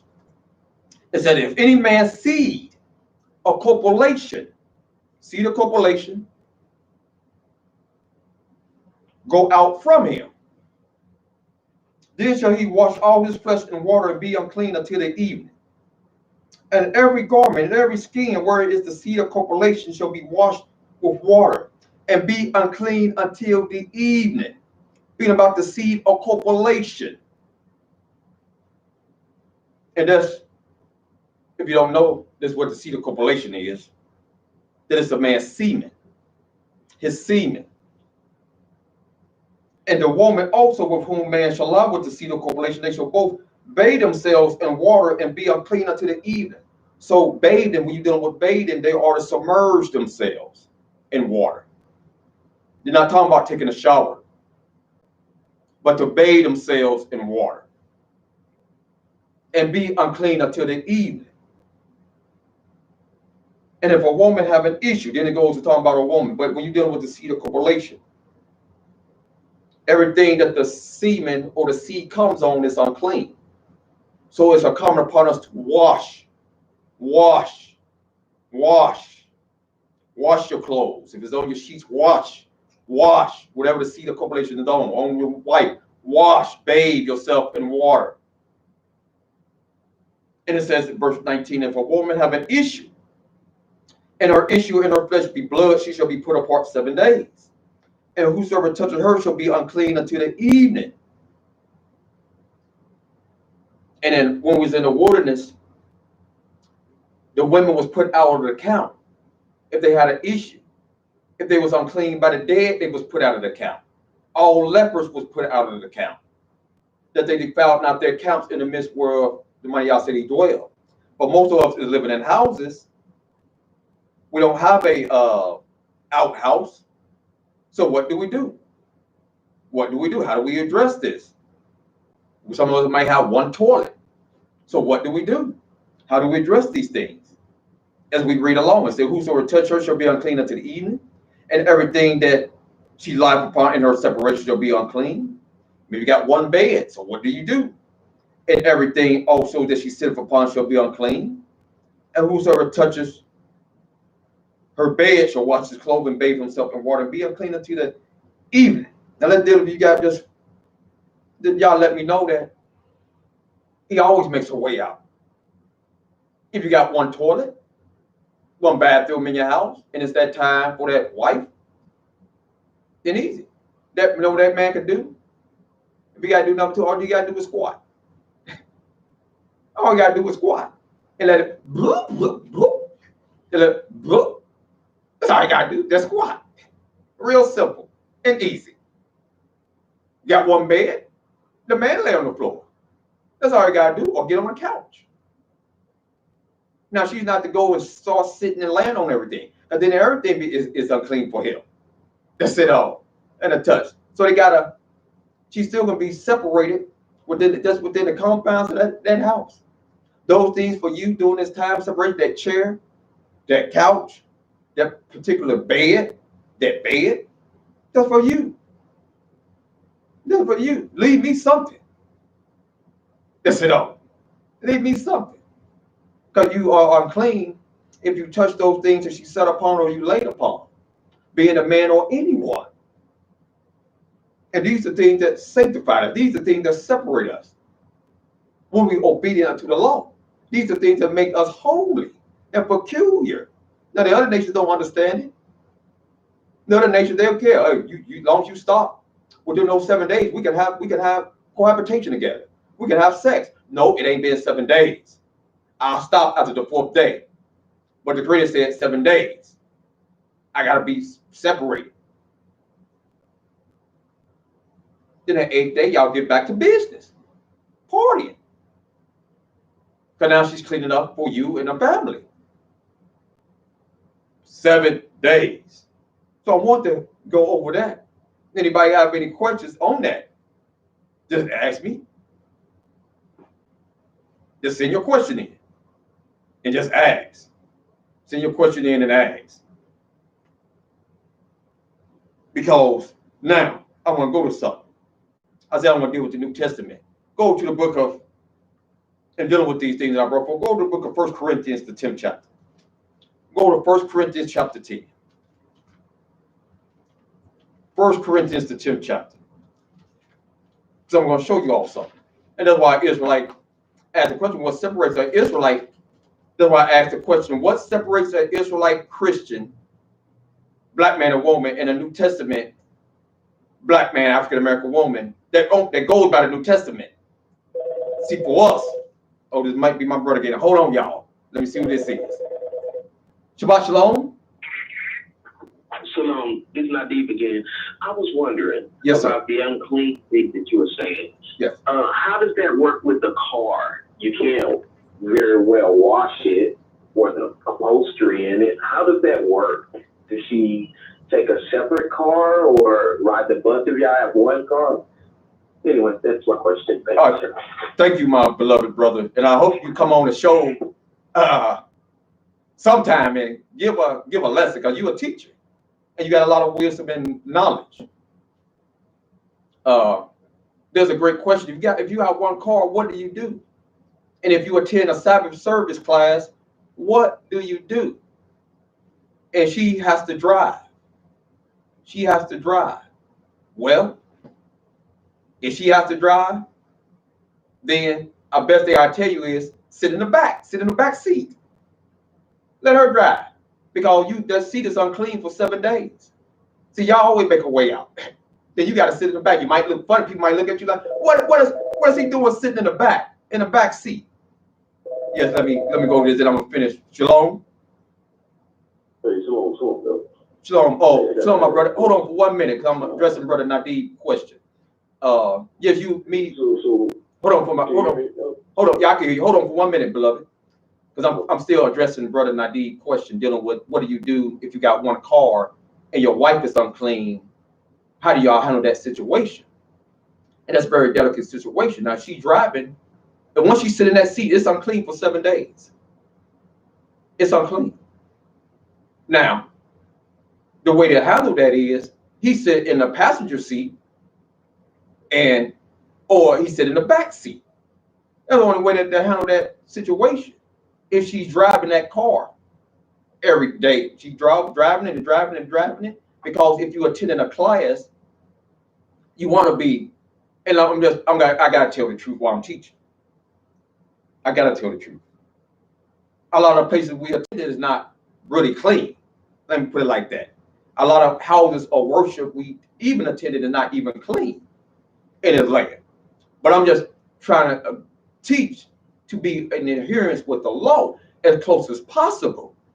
Because a lot of us got bathrooms in our places of worship. And the Creator told us in the book of the law, when we had to issue ourselves, we went outside of the camp. We took our powder with us, and we did what we did. We covered it up with dust. So, because he didn't want to walk amongst us and see no unclean and turn away from us. That's how holy Yah is. But we got to do the best that we can in adherence to the law. And we still can keep laws of separation in this land to the best of our ability. And I can sit in the back seat. But see, it's about a man's pride, most cases. And we let our pride get in the way. But Brother Nadeem, the best thing to do is, if you're in a one car situation, either catch a bus, get a bike, the ride, get a bike, catch a bus, stand up on a bus. Because when you get on a bus, you got all types of people getting on a bus, sitting in seats, women on her menstrual, brothers unclean. You don't know who you sitting in back of. So it's always a way out. But the best thing I can tell you is either get another car or sit in the passenger seat or in the back. Yes, go ahead, my beloved brother. Hey, look, let me ask you a quick question. Yes. So with that law, you got that's the law of uncleanness, right? So is that not referring to the fact that if their menstrual cycle or the blood that they're expelling touches any one of those items, then it becomes unclean? Or are you saying that it's saying that no matter what, even if she's not expelling anything from her, but it's the time of the month, if she sits on anything or touches anything, it makes that unclean? Yes. Or is it from the blood? No, it's both. Let me go back there and read it for you, my brother. It's both. Because the Creator says if the blood gets on her husband while they're engaging in sexual activity, because some women don't know, some women might come on early, and the blood gets on her husband, and it talks about this. He's unclean for 7 days. Go back to that chapter, Leviticus 16. And I'm going to pick up in verse number, Leviticus 15, pardon me, Leviticus the 15th chapter. In verse number, we're going to start at verse number 20. It said, everything that she lieth upon in her separation shall be unclean, and everything also that she sitteth upon shall be unclean. And whosoever touches her bed shall wash his clothes and bathe himself in water and be unclean until the evening. See, the blood ain't talking about the blood being on these things. It's her. She's the carrier. Now look what it says. And whosoever touches anything that she sat upon shall wash his clothes and bathe himself in water and be unclean until the evening. And if it be on her bed or on anything whereon she sitteth, when he touches it, he shall be unclean until the evening. Now watch. And if any man lie with her at all, and her flowers be upon him, that's talking about the blood, her flowers of her menstrual cycle, he shall be unclean for 7 days. And all the bed whereon he lies shall be unclean. Because, like I said, we have a law that if a man laid with his wife, approached her while she was in that condition, he was cut off from Yah. That's a presumptuous sin. My Yah said, you cut off. You knew better to do something like that. That's nasty. Right. That is an abomination. But sometimes you can engage with sex with your wife and her body, because she done hung around other women, and her body get on the cycle of other females. And as a result, you engaging in sex with her. And she said, oh boy, I came on early. I don't know why it's happened. Because of the other sisters she was around. For some, I don't know. There's something to do with nature. And that I know women that with that, a lot of women that happens with. They hang around other women and they somehow get connected with them on their cycle. So while she's engaging in her husband, she's like, oh man, baby, we just know, y'all both know you got blood on you, she got blood on her. She came earlier than what was expected. And as a result, that wasn't done intentionally at all. Right. So y'all said, you just unclean for 7 days. And she's unclean.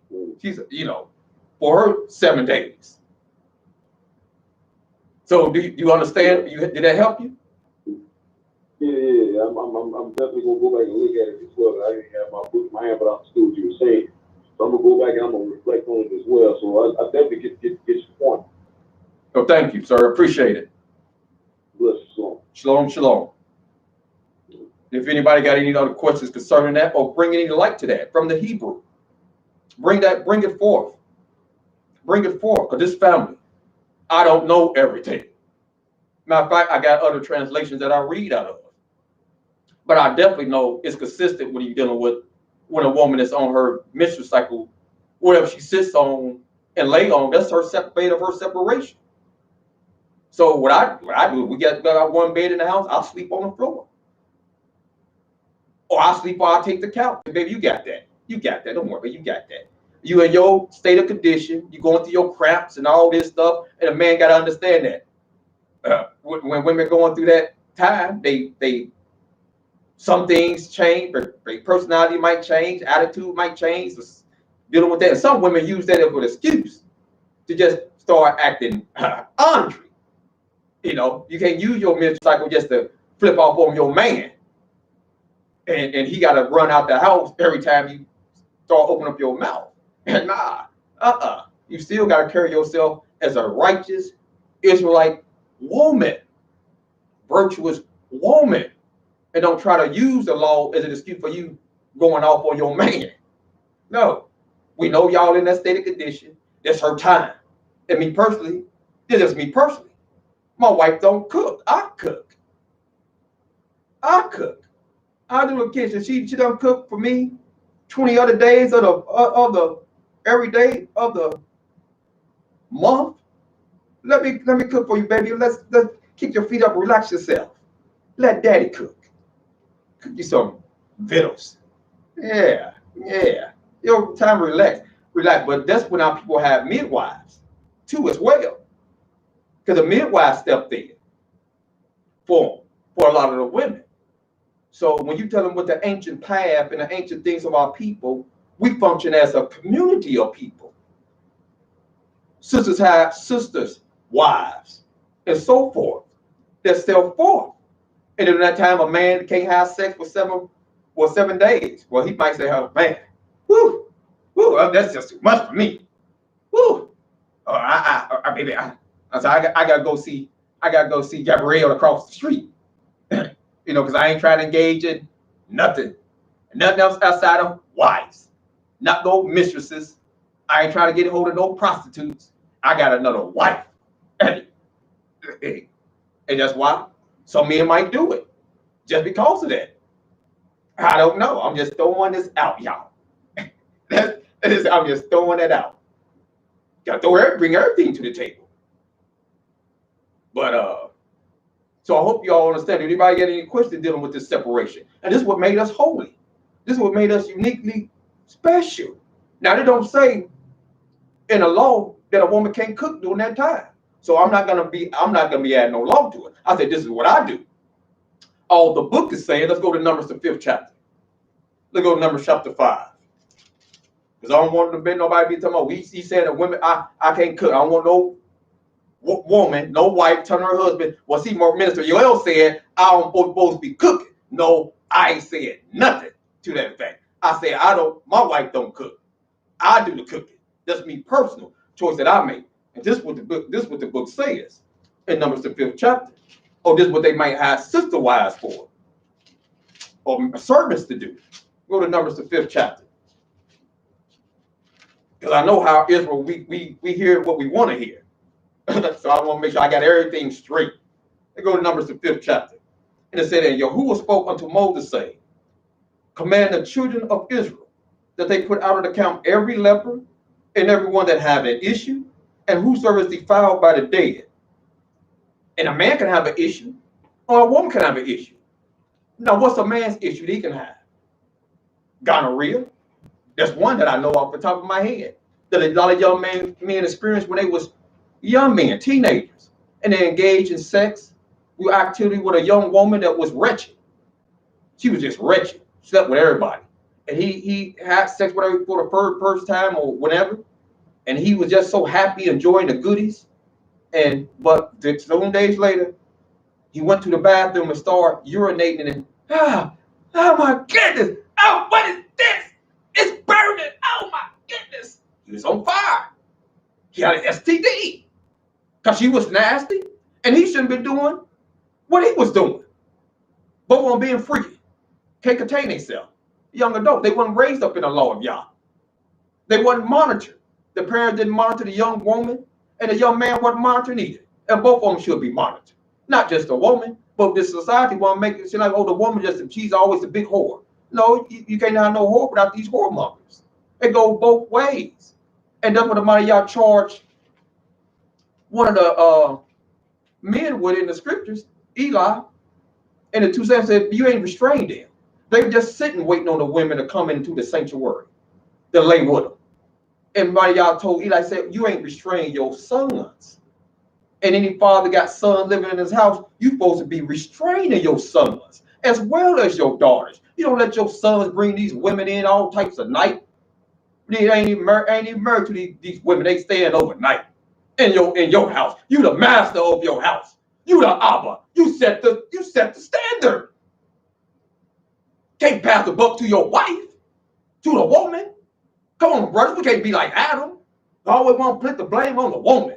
No, we got to take responsibility. So the money y'all said, I understood what he said. He said, none of these men that's 20 years old and over will go into the land. So the money y'all always keep and holds us higher in responsibility in our duties as a man, as a husband, as a father.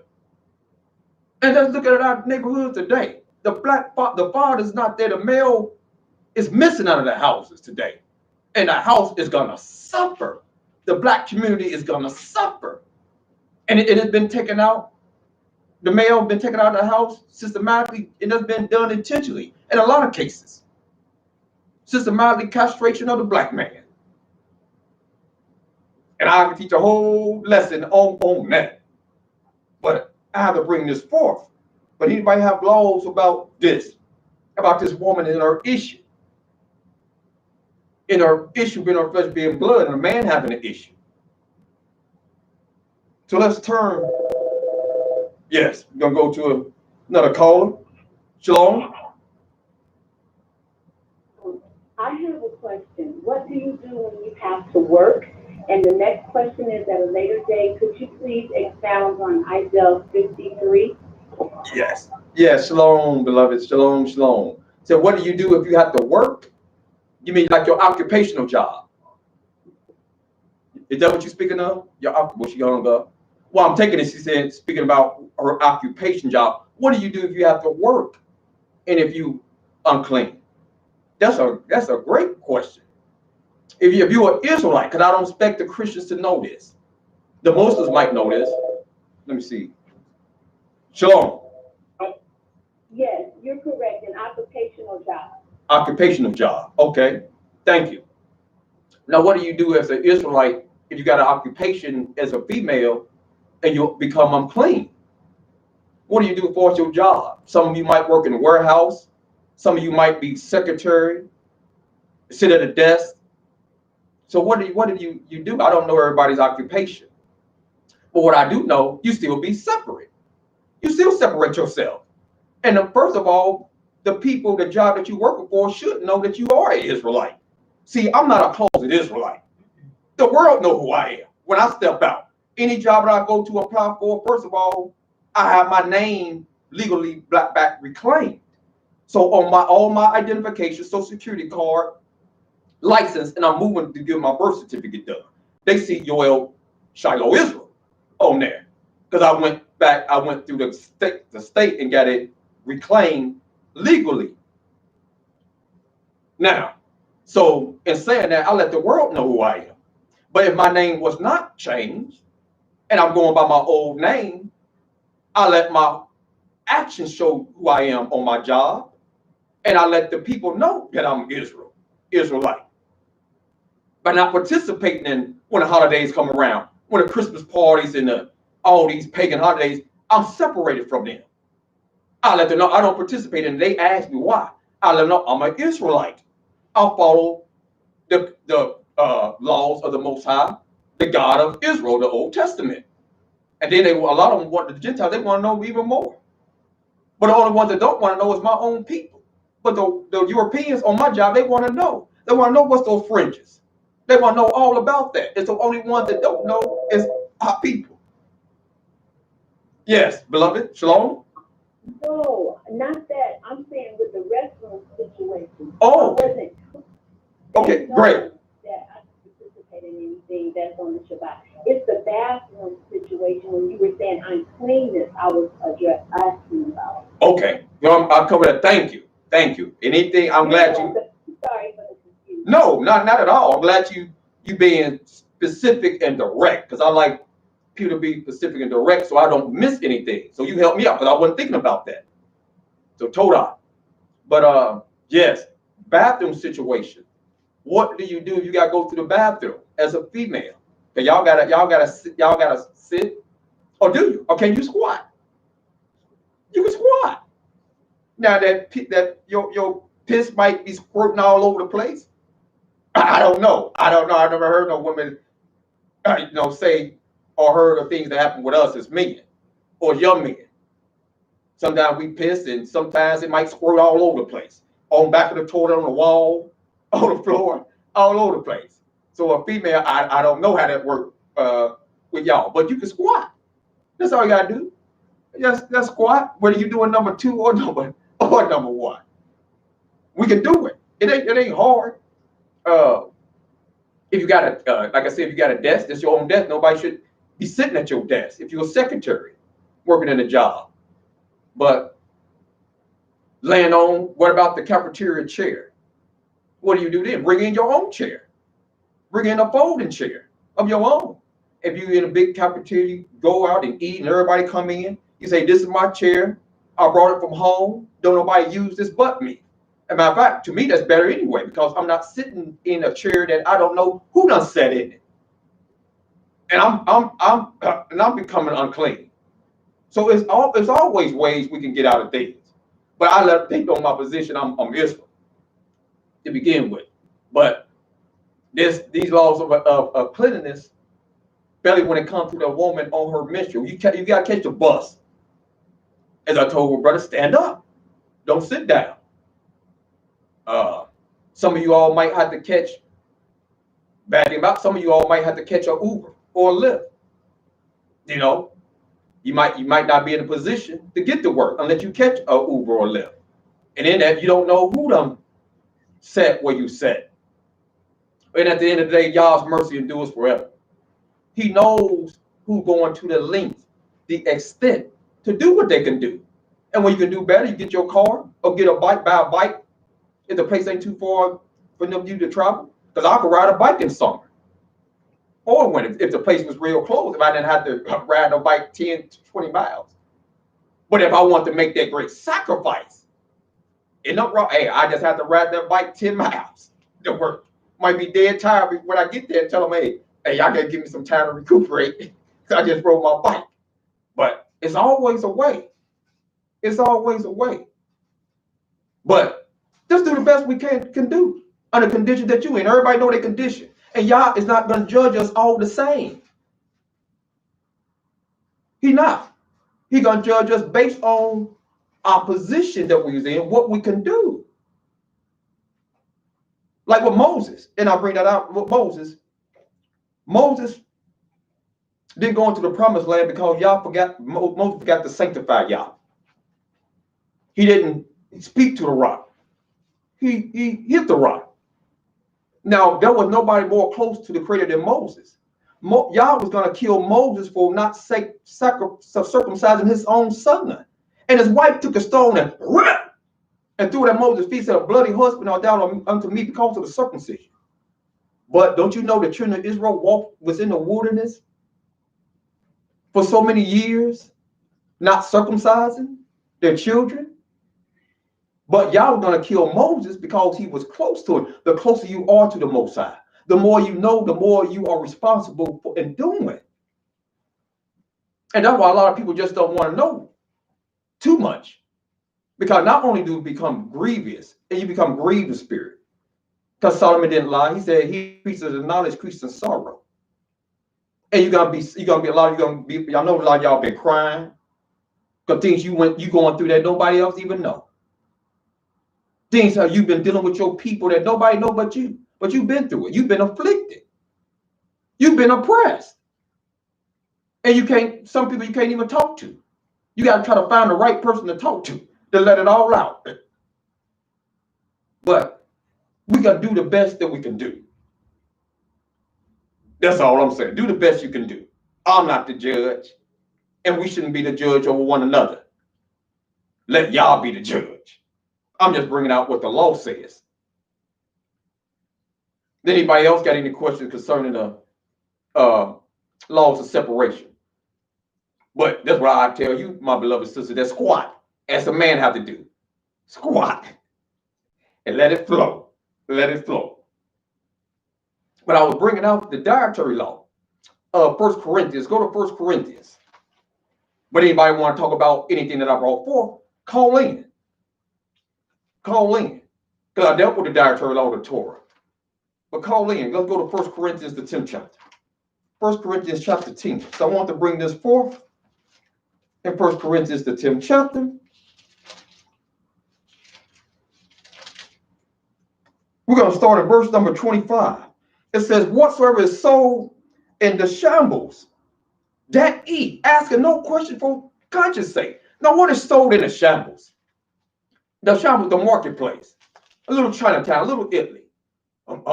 Monkey brains, squid, snake, skint rats that they make that taste like chicken. Everything they sell in the marketplace. The shambles.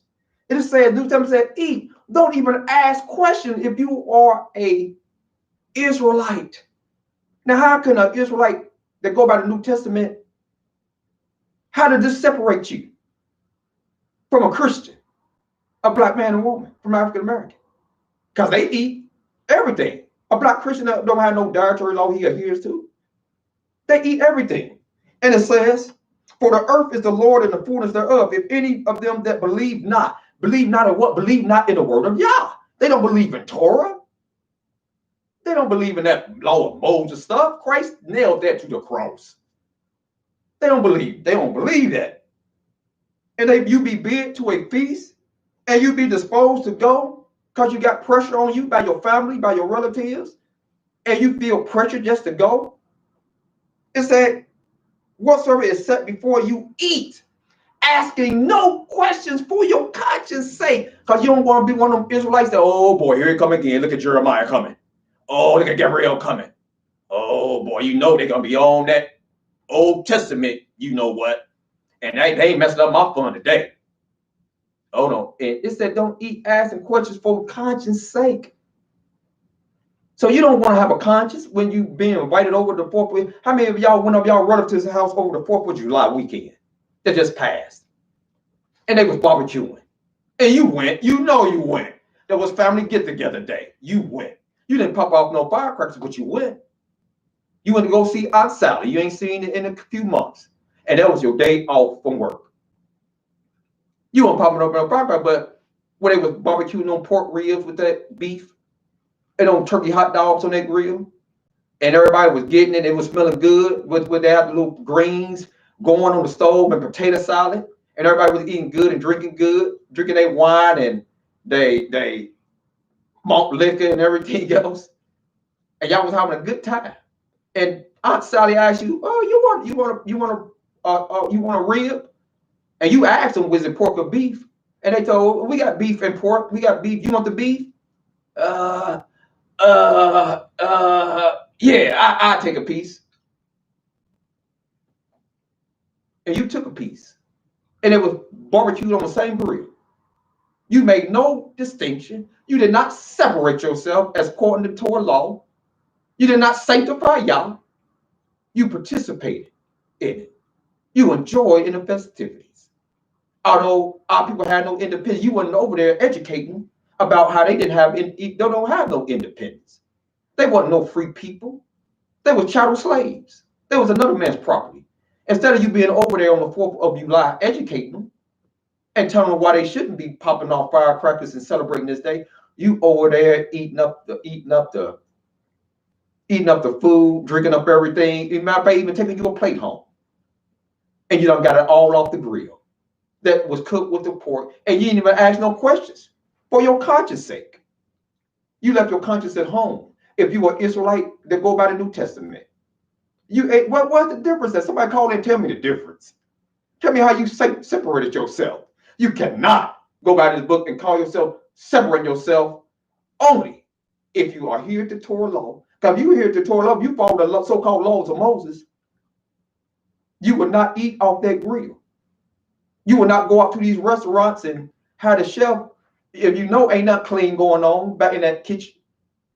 You wouldn't be eating out in these restaurants. We wouldn't be doing what we're doing. See, we gotta have a just balance, a fair and just balance. We can condemn people, and then we're doing the same thing, only under a different cloak. And that's all. We Israelites, but with a Christian twist to our walk. That is all. And then we go to the book of pitiful. We go to the book of Hebrews, the 13th chapter. Go to Hebrews chapter 13. And we don't want to be no hypocrites, do we? Go to Hebrews, the 13th chapter. No, I don't. And if I got any hypocrisy in me, I got to get it out. I got to get it out. Go to Hebrews, the 13th chapter. And we get to, let's see, we got another phone call. Let's see who this is. Shalom, shalom. Shalom, brother. It's Bill Edwards. I called in before. Yes, how you doing? I'm doing good. Shalom, how are you, brother? Shalom, doing excellent, excellent. What's on your mind? I'm just calling in for the last approach you called in about you talking about using a toilet and squatting over the toilet. Yes. I work in healthcare. A woman can buy a nursing home toilet or a urinal, and she can set that apart for herself during her time of separation. That way, she doesn't have to use that toilet, and she can buy one of those, and that can be her toilet for her day of separation when she's on her, her ministry. Oh, okay. Well, so that way she doesn't have to squat. There's no no peeing on the toilet, and no bacteria, and no cross-contamination. So those are really, they can just buy one of those nursing home toilets and set that apart for that day of separation, and no one can touch it. And then that way they're still being set apart, and no one's being unclean or anything like that. Just throwing that out there. Oh, wow. Appreciate that. I appreciate that. Welcome. You're welcome. Shalom, brother. Shalom, shalom. Thank you. Thank you. Bye-bye. Bye-bye. You're welcome. And I thank you all for lending your wisdom and understanding to this subject matter, because the laws of cleanliness is serious. But the New Testament didn't take it serious. Here's what it says in the book of Hebrews, the 13th chapter. You can write this down. Hebrews, the 13th chapter. And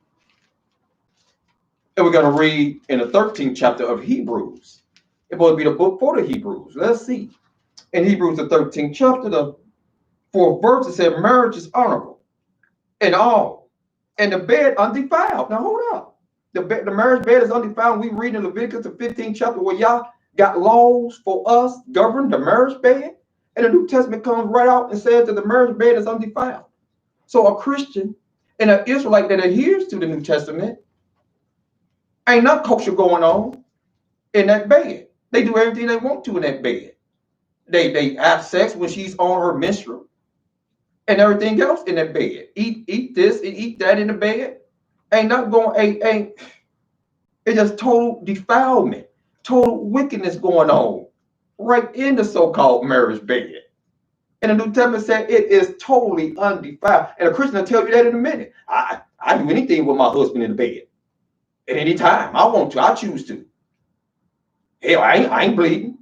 It stopped after the third day. What you talking about? I ain't bleeding. But did you read what it said? The Most High said 7 days. Because it could come back. A woman can bleed for 3 days, stop for 2, and then start back bleeding again. That's why he said wait 7 days. Or it can run beyond 7 days. It can run 8 days, 9 days, 10 days. But the New Testament says, and this is what y'all call the Word of God, but it's in the Holy Bible. So I understand why. Because you think everything in the Bible was holy. Well, the Creator did not give his people a Bible. But the New Testament is in there, and it's in a book called the Holy Bible. Because you don't know the canon history of the book. You cannot go to a so-called Jewish synagogue and find an Old Testament and New Testament. You cannot. Totally impossible. So you have to know the origin of the books, how the books came together, and to be formulated into a book that's called the Bible.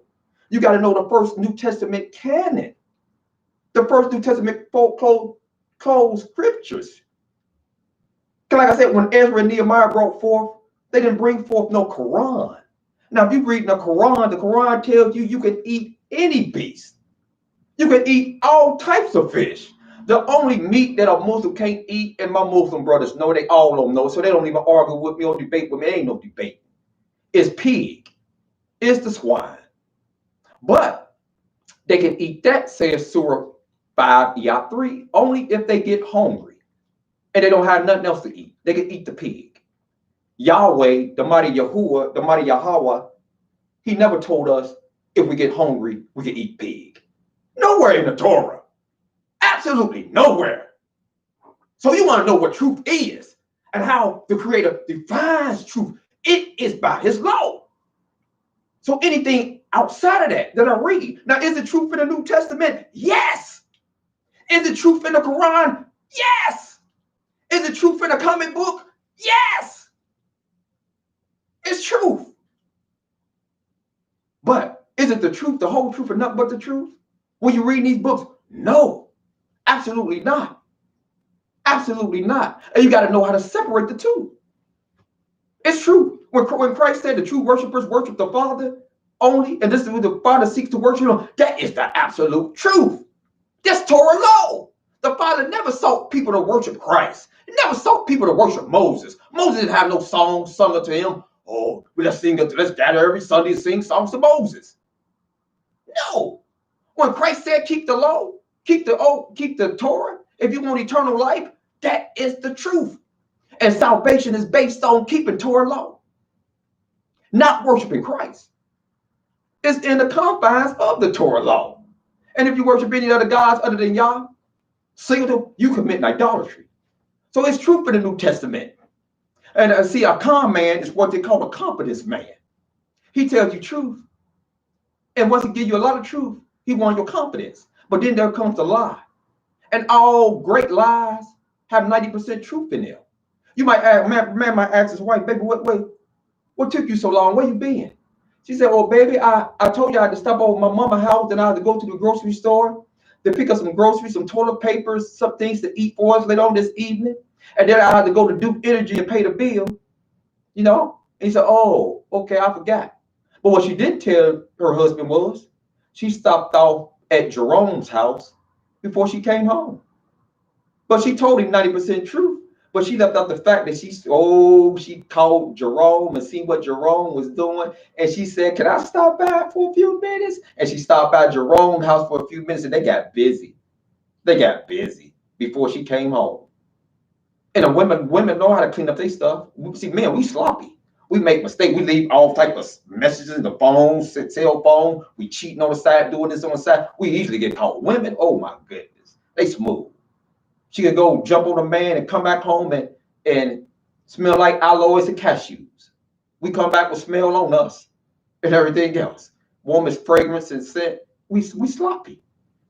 But oh my goodness, women is cold with it. Cold with it. Now, a woman can get pregnant by another man and say this her husband's and claim it's his. He don't raise the child 18 years old. He never knew it was his until he found out later through the grapevine that child wasn't yours. That child wasn't yours. You got a lot of women out here that got children by men, don't even look like the man. But he been convinced that they do look like him by his mama. Oh, stop it. You know, that baby look like you. That baby don't look nothing like me. Don't look nothing like me. Like Frankenstein. Don't look like that, not like me. But this type of wickedness goes on because we so far away from the law. We so far removed from the law. Good gracious almighty. Let's go to the book of Acts. Let's go to Acts, the 10th chapter. Watch this. In the book of Acts. Acts is one of the most read books in the New Testament. Let's see what Acts say. Let's go to the book of Acts, the 10th chapter. This is going to blow y'all mind. In the book of Acts, now Peter was a disciple of the Christ of the New Testament. He was his head disciples. He was the head apostle of the church of the circumcision. Got a question? Or let me take the question. Then everybody go to Acts the 10th chapter. What's the question? Michael White is a Shalom, brother Michael Israel. Yeah, praise y'all, you made it. Is a woman's cycle a curse or a blessing? And why is that for the woman? But you cannot be near her during that time, which one is good or bad? Ooh, brother, brother asked the question. Michael Israel is a woman's menstrual part of the curse. Let me show you what y'all said. Go to the book of Genesis, Bereshit. Go to Genesis, we believe we want to go to the 3rd chapter. Let's see what the mighty y'all said. In the book of Jeremiah, book of Genesis, Bereshit, not Jeremiah. Mine is on Jeremiah, but let's see what Genesis said. The 3rd chapter. And this, let me mind you, anybody that's going by the New Testament, it teaches that the woman was in a transgression and not the man. And she shall be saved and she have a bunch of babies. That's what the New Testament says. It said Adam was not deceived, but the woman being deceived was in a transgression. And we know what happened with Adam. Eve, Mother Eve, Kawa, she ate, or whatever fruit it was, and she gave also to her husband, and he did eat. So says Genesis. Now, y'all already commanded Adam of every tree of the garden, thou mayest freely eat, except but the tree of knowledge of good and evil. So it was something that stood out, something that Adam knew better. He knew not to eat of it. He was showed by the Most High, don't eat of this one. You can eat of every other tree. But when Kawa came, and she was just walking naked, they were shaking. And Adam, I just couldn't resist, seeing that beautiful chocolate berry woman, dark, she was just, oh my goodness, just glowing. And she was walking naked. And said, hey, hubby, hey, Ish, here, take some. And his conscience might have went back to what Paul said, but don't have a conscience about what he's eating. So whatever it was, he took it and he did not eat for his conscience sake. Hold on, let me see what this is. Shalom. Shalom. With all due respect. Yes. Hello. Yes, I'm here. With all due respect, Moray. Yes. It says Adam was there with her. Yes. That he heard the whole thing. She didn't entice him. He willfully denied what God told him. I agree. I looked at Hebrew and Genesis. Yes. You can say anything else or find any reference that she did all of that. Yes. Please let me know, because it says, and she gave to her husband. With her. Yes, you're right. You're right. Absolutely. You're right. You was absolute. You 1000% correct. I was just bringing out the fact that the New Testament says that it's trying to put all the blame on the woman. It's trying to make it seem like Eve, Mother Kawa, was the evil one by herself. She did something. She broke the law by herself. You're absolutely right. It says that she gave also with her husband. We know she ate it first because the serpent was having a discussion with Mother Kawa.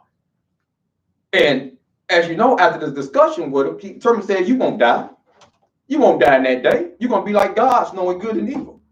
And of course, she ate, and then she gave it also with her husband with her, as you say it. And he did eat. You absolutely right. We can't add to the text. We can't take away from the text. And when he ate it, it said both they eyed, well, they knew that they was naked. So you're right, beloved sister. Thank you.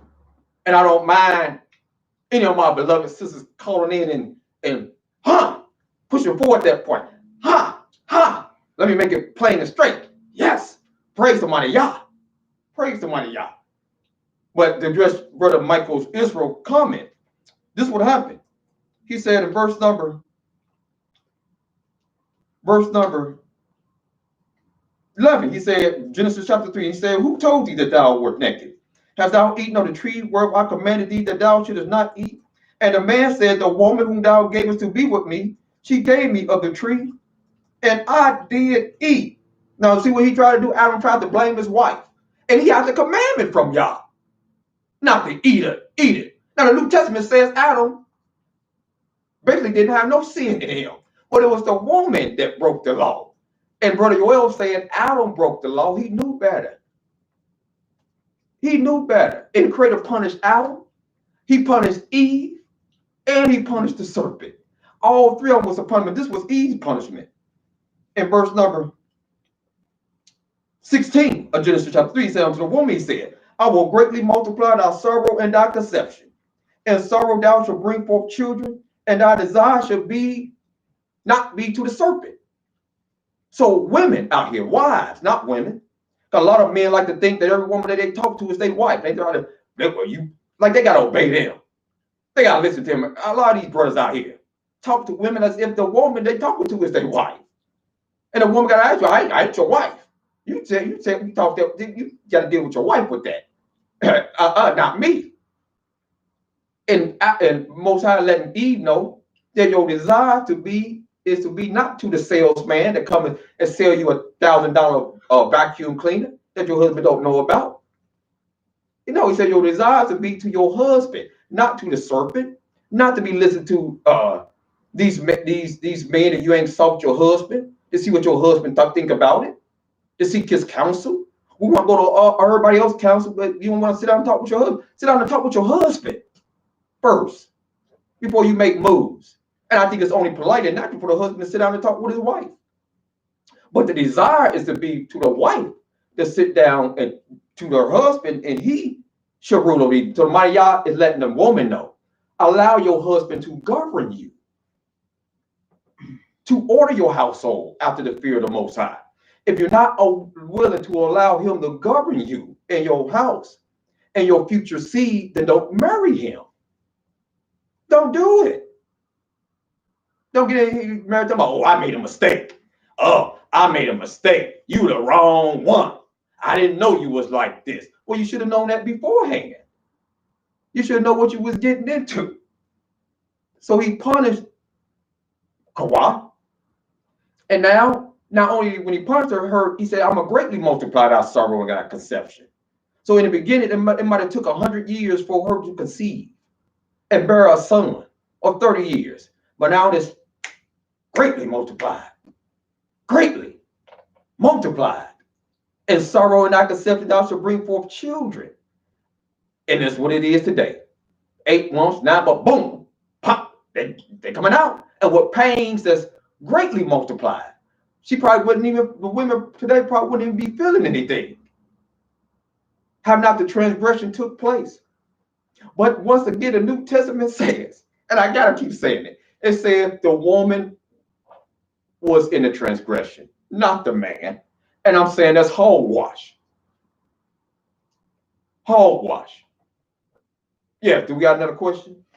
Oh, I hope that addresses Brother Michael Israel. Michael Israel. Well, he's white, but he's Israel. That's Michael Israel. Yeah. Question. A woman menstrual cycle, her blood, it empties out the impurities of her body. So is it a blessing or is it a curse? The blood, it get all the infirmities out. her body. That's the way it's emptying itself, cleansing itself.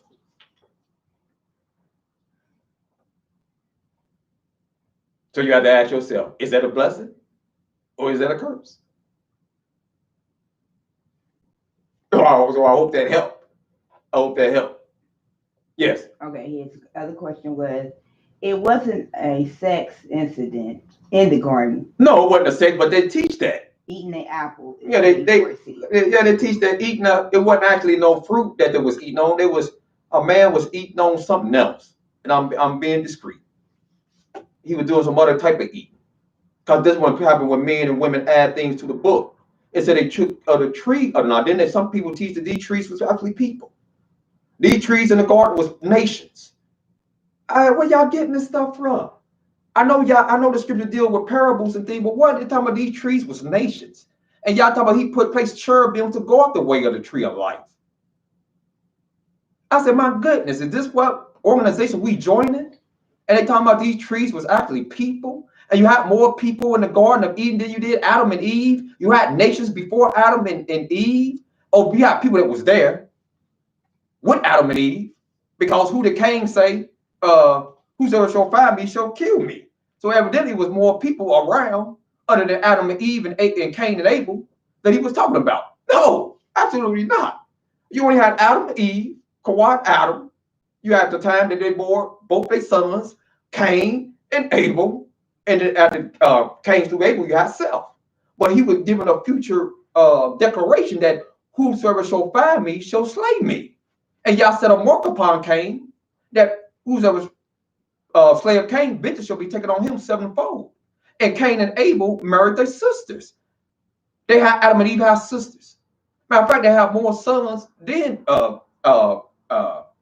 Cain and Abel and Seth. And daughters. But y'all won't read about them in the KJV. You just won't. But this is what they married. They married their sisters. And we know that to be true that Adam and Eve had daughters. If you go through the book of Genesis, the 5th chapter. Because that's how man multiplied. That's how man replenished the earth, filled the earth. And it wasn't against the law of the Most High at this time to marry your sister. And it's still not against the law of the Creator at this time. Let me say this. It is still not the law against the Creator to marry your cousins. You can marry your cousins today. But you can't marry your sister. And when the earth was populated to the extent he said, no more you marrying your sisters. But this is what it says in Genesis, the 5th chapter. It said, this is the book of the generations of Adam. In the day that Elohim created man, in the likeness of Elohim made he him. Male and female created he them, and blessed them, and called their name Adam. There was a family name. There was a family name. In the day when they were created. And Adam lived 130 years and begat a son in his own likeness, after his image, and called his name Seth. And the days of Adam after he begat Seth were 800 years, and he begat sons and daughters. Now you won't read about Awa. That's one of the daughters. Awan. That's one of the daughters. And it's all the daughters. You won't read about them in Genesis. Just like you won't read about when did Mother Eve die. How old was she? You won't read about that. Matter of fact, when you're dealing with the Chronicles, in the book of Chronicles, it only deals with the men. And only lists the chronologies of the men because the seed was determined by the man, not the woman. Now, if you're going by the Talmud in Judaism, with the Jewish community, the mother determines the seed in Judaism. And when you're dealing with the Ashkenazis in the Talmud, not so the Torah law, the man, the Israelite, the man determines that seed for us, the tribe. And he receives that father, the name of the father to son. But once again, I thank you, my beloved sister, for calling in and bringing out that point in Genesis. That was great. Yes. He still asks, was it a sex incident? Was it a sex? No, it wasn't no sex incident. Brother Michael Israel. Absolutely not. Was not no sex incident. And no, there's not one minister in the world that can call in, as I'm speaking, as many of you all did today, they can call in and show me where there was sex incident. If they show they can do it, real easy. Yes. Okay, Elder Rachel, praise Yah, Mariel, for addressing this, because some of our people believe that the serpent was a woman. Shaking my head and feel because we are. The serpent was a woman. Mm-hmm. The serpent was a woman. Let's see what the man of Yah said the serpent was. Let's go to Genesis. Let's go back to Genesis, the 3rd chapter. They teach that the serpent was a woman. Let's see. In Genesis chapter 3, verse 1, it said, now the serpent was more subtle than any beast of the field. But this is what happens, Rachel, when you got people listening to these Israelite leaders. The Holy Spirit says the leaders are the people that cause them to err, and that the latter of them are destroyed. Teaching that I heard that the serpent was an angel. I done heard all types of things. The book said it was a beast that the mighty God cursed and went upon the ground. That went upon his belly because it stood upright. It stood upright. And y'all called it a beast. He was more subtle than any of the beasts of the field. And at this time in history, all the beasts had speech. They can talk. I know that baffles the mind of man today. What? No, this brother's tripping. What you been smoking some weed last night? No, I ain't been smoking nothing. All the beasts can talk. They have speech impediment. And some of the beasts today still have speech. Some animal species still have speech. They have speech. And just like the mighty Yah open up the mouth of the ass in the book of Numbers. Or someone say a donkey. And how can a donkey talk? Y'all believe that stuff? That Bible said a donkey was talking to a man. Yes. An ass was talking to a man. It said, you perverse before me. And it said, Yah opened up his mouth. But you won't read this in KJV where Yah closed up the mouth of all the beasts. See, it wasn't nothing for Eve or Mother Kawah to talk to a serpent because all of them have speech. And even today, you got your parrot, they still have speech. And the seals, you hear them making noise, you hear dogs, they have speech at one time. Beasts have speech. Until y'all closed up their mouth. See, everything was cursed. Mankind and beasts collectively. But the serpent was cursed above all the beasts of the field. And he was cursed above all, because not only was his speech taken away, he went upon his belly. Israel. Yes. Michael White, the dictionary says that a serpent is a person. Yeah, but see, that's a dictionary. I don't go by dictionaries. Just like I don't go by Strong Concordance. I don't go by dictionary. I don't go by Strongs. Yes. And then you also have Victor Karug. He said, married their what? I guess that he kind of like was shocked when you said that their cousins. Married cousins. Yes, you Israelites can marry their cousins. That's in the law. You can marry your cousin. Now don't go knocking on your cousin's door talking about, hey, we can go out on a date now because you fine. And you fine. No. Now you can try that if you want, but they ain't in the knowledge. If they in the knowledge, they should know this. If they in the knowledge, they should know it, but maybe they don't know it. But yeah, now you in a land that allows for 2 men to get married. You in a land that allows for 2 women to get married and even raise children. But this same land call themselves, they don't allow multiple wives to take place. But don't you know? You can fight that in court. Don't you know a man married his sister in his land? He went to court and caused his religious belief, he married his sister. I'm talking about a white heathen. This is what he did. And he won. That'll let you know the society you living in. But they don't want a man to take on another wife. To do something natural. He married another man. He married a woman. But this is the land that you're living in. Yes. Okay, Victor said not their sisters though, right? No, not their sisters. No, absolutely not. That's against the law. Sister Sherry said, Murray, what do you go by if not Strong's? Asking because I'm always trying to find the correct words. Yeah, Strong's is, let me play about this about Strong's, beloved. Some things the Strong's coincide to Paleo-Hebrew, but a lot of things the Strong's don't. Like, for instance, if you look up, and it's not consistent with scriptures. Let me give you an example. If you look in Strong's, it talks about a man's beard.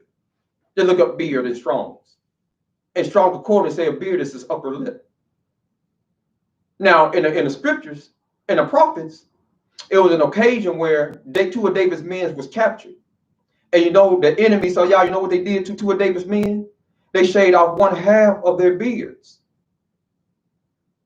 And the Most High told us, don't mar the corners of our beard. A beard is not a man's upper lip. What they call today in modern day terms is mustache. No, this is a man's beard.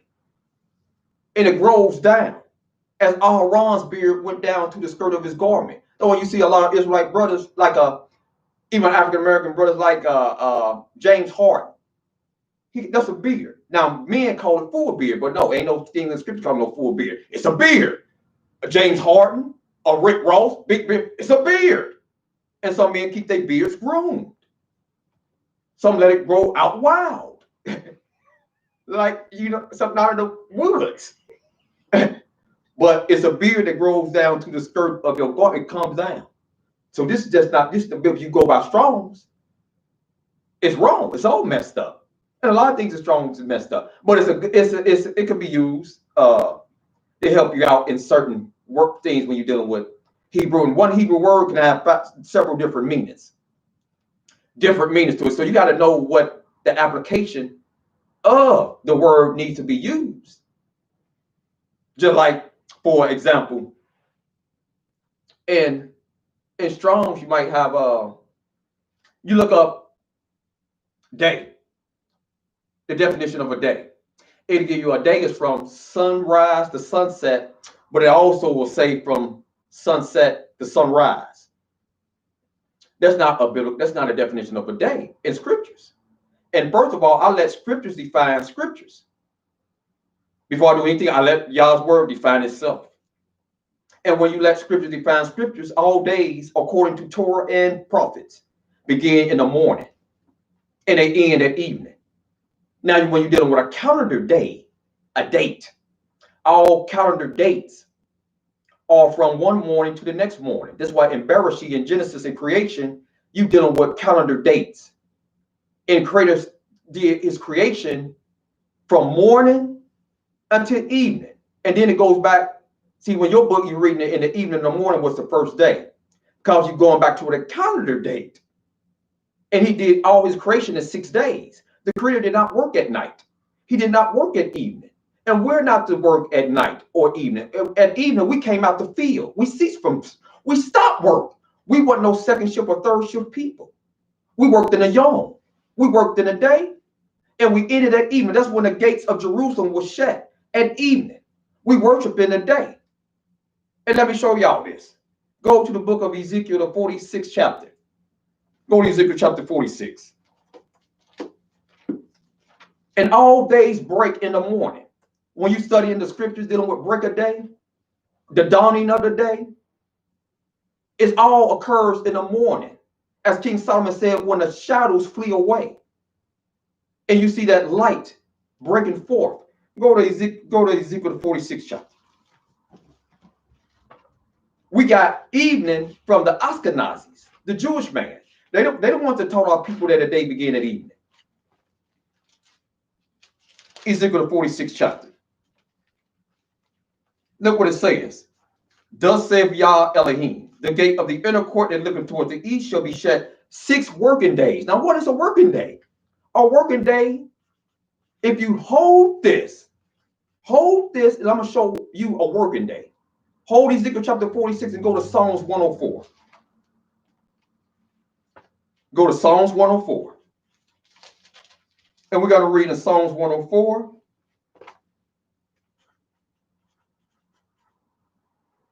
Verse 22. It said, the sun arises.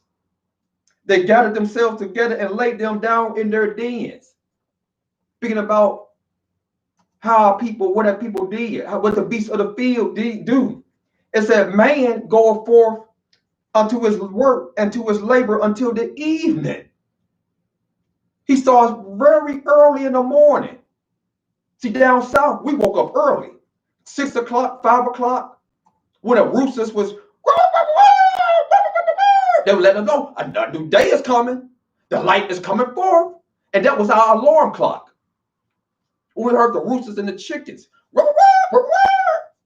And we look out the window and we see that light coming through. And then once it come through, 6 o'clock, very early, we was up. We had to get up. Wasn't no standing in bed, wasn't no sleeping all day. Wasn't no sluggards and laying around all day and evening. No. We had to get up. And that was our alarm clock. And man go forth from his work in his labor until the evening. That's when Yaakov studied the book of Genesis. He stopped working. And according to Ezekiel, the 46th chapter, it said, thus saith Yah Elohim, the gate of the inner court that looketh towards the east shall be shut 6 working days. But on the Sabbath, it shall be open. The gate is open on the Sabbath. And on the new moon or the new month, it shall be opened. And the prince shall enter by the way of the porch of that gate, without, and shall stand by the post of that gate. And the priest shall prepare his burnt offerings and his peace offerings, and shall worship at the threshold of the gate. Then shall he go forth, but the gate should not be shut until the evening. Because that's when it was over. The day was over. The Sabbath was over. The new moon, new month festivals was over at evening. Nobody was coming at the gate saying, let me in at evening. Because after evening, after Oreb, it's Lila. It's night. And night is only for resting. He give his beloved sleep. Nobody is up at night in they sleep. Oh, praise Yah. We got praise Yah all day. Oh, Shabbat Shalom. Praise Yah. No. From the rise, go to Psalms 113. Psalms 113. This is how the Creator works.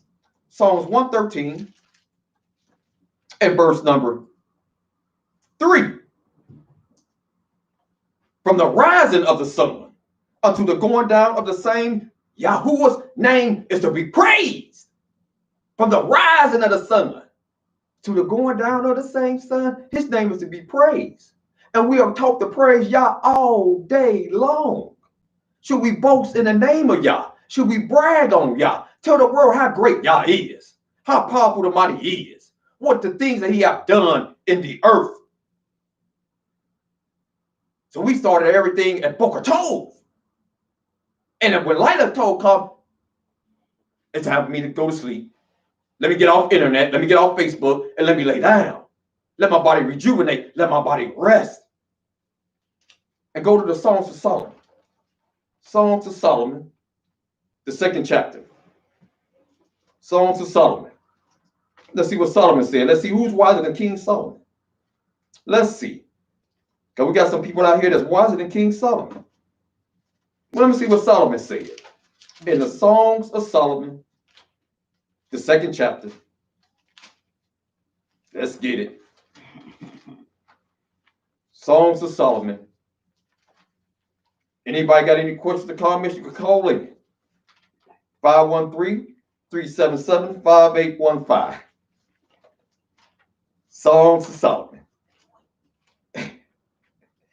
Yes, the 17th chapter should read something like, until the day break and the shadows flee away.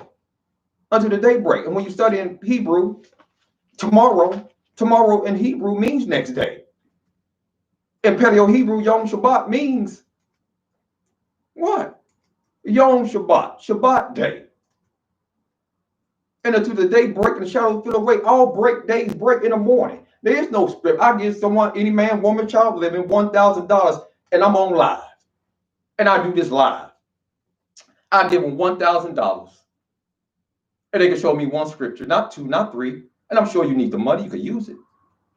Like I said, I popped a bunch of firecrackers and thinking about that pig feet that you longing for. So I offer you $1,000 to show me one scripture, or any day breaks at evening, or any day breaks at Lila, or at Reb. Show me a day break at Reb or Lila.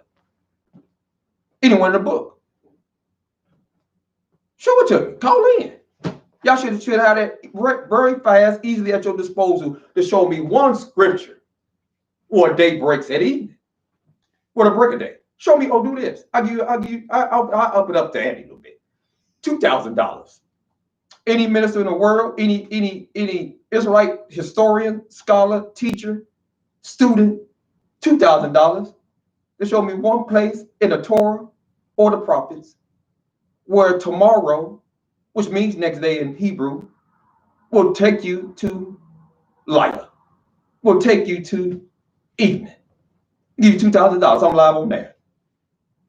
Call in and show me that one scripture, because I can show you 1,000 that will all show you that tomorrow, which means next day, will always take you to the morning, all throughout the Torah, all throughout the prophets. So all thing you going by is the traditions of men. You've been lied to. You've been hoodwinked. You've been bamboozled. There is none. Absolutely no scriptures. And I mean none. Absolutely none. So do you have any other questions? Or we're going to continue on? We got three. We got three? Yes. So I can get them. Go ahead. I'll take the question. Michael White said, where is that in the Bible where you can marry your cousin? I didn't know that, and I have been in the knowledge for. Oh, but I hope you ain't thinking about now marrying your cousin. Now I don't want to open up no floodgates with this. Please. But it's in the book where you can marry your cousins. Let me find it for you, my beloved brother. Let's see. Let's see. It should be around Numbers, the 27th chapter. Numbers chapter 27.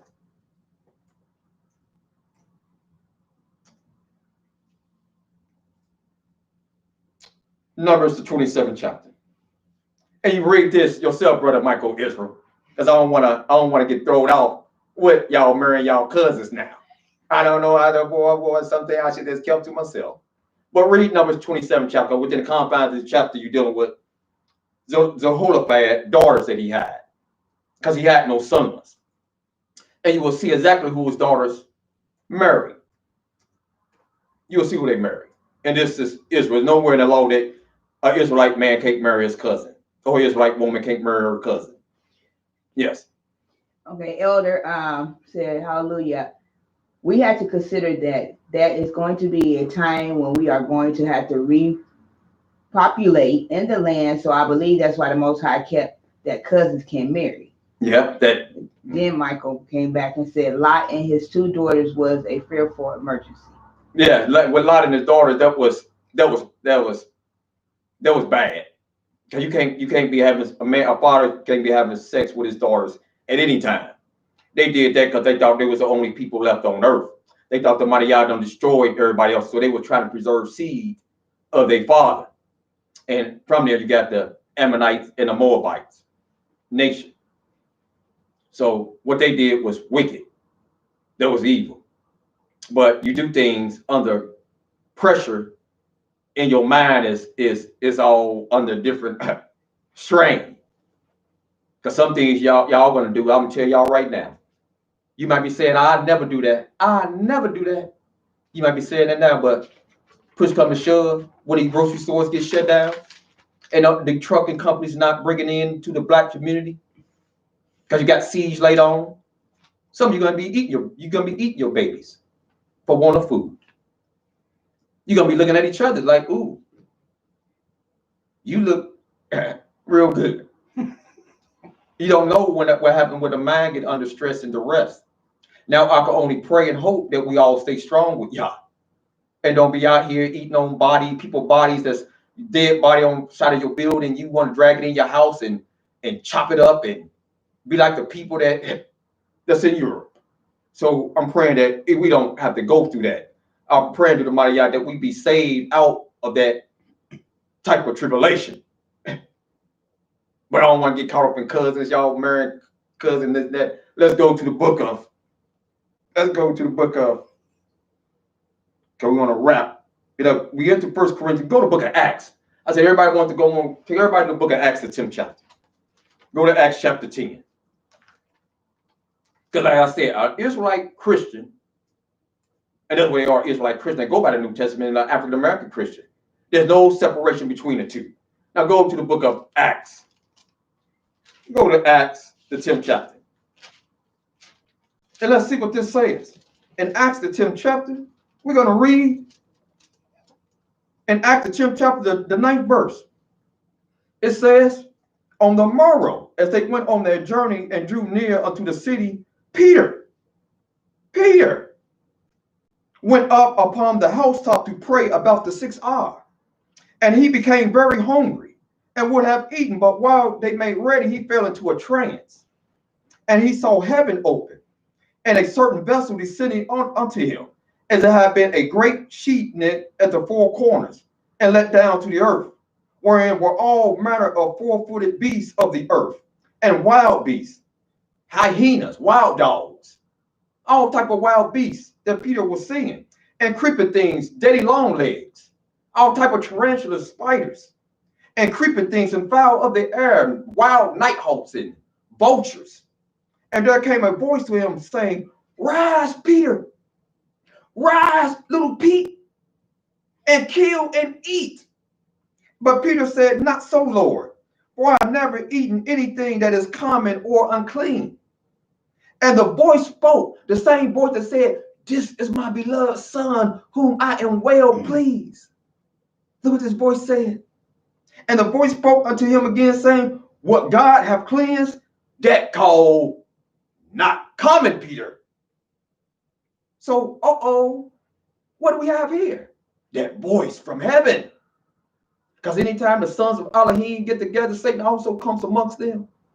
And as I told you all, the Father, the mighty Yahuwah, don't speak one mumbling word in any of the epistles, any of the letters of the New Testament doctrine. Not one word. Not one word. And I told you all, the Antichrist want to win you all's heart.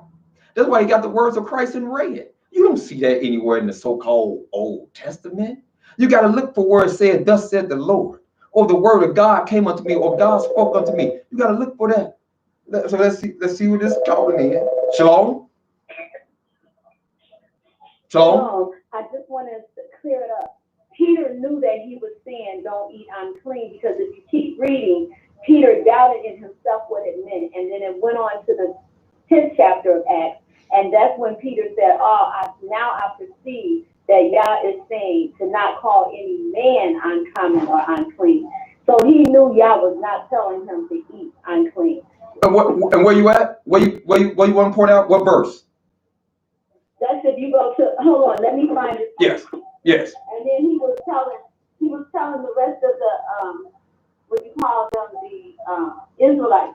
He said because they were upset with him for going into Cornelius. And so he told them, now I perceive what Yah has said to not call any man uncommon and unclean. And so if you read Acts the 10th chapter, verse, it says, "Not so, master, and a voice says." Beloved, what verse? 17. Now while Peter doubted himself with his vision he had seen to me, behold, the man that came from Simon stood.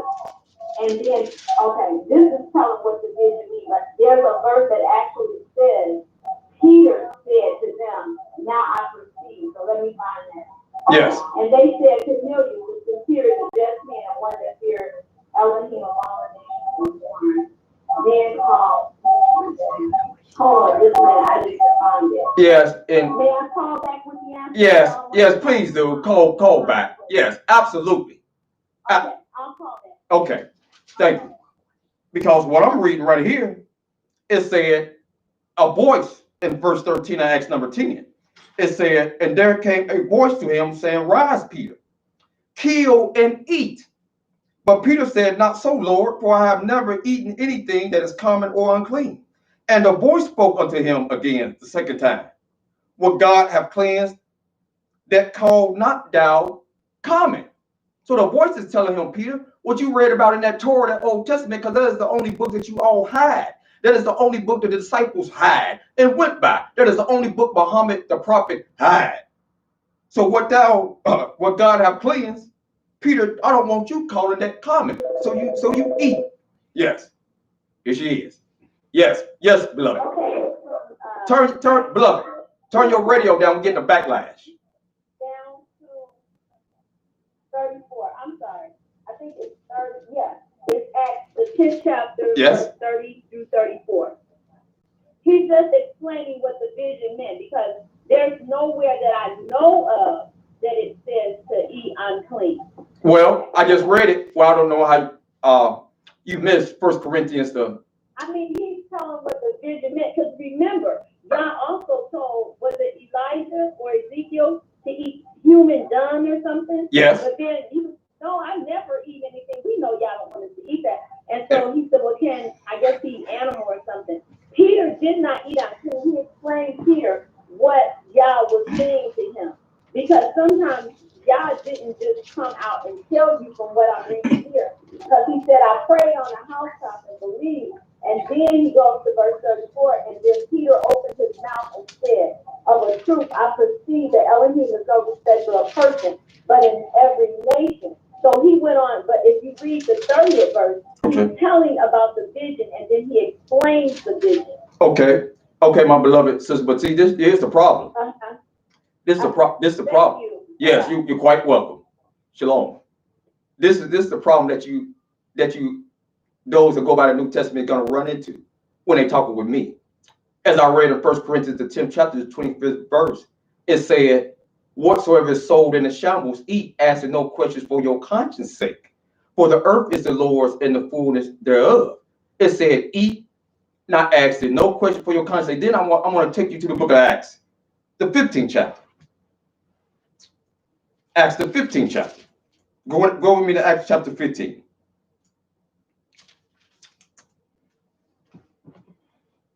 And when you get to Acts, the 15th chapter, we're going to read this.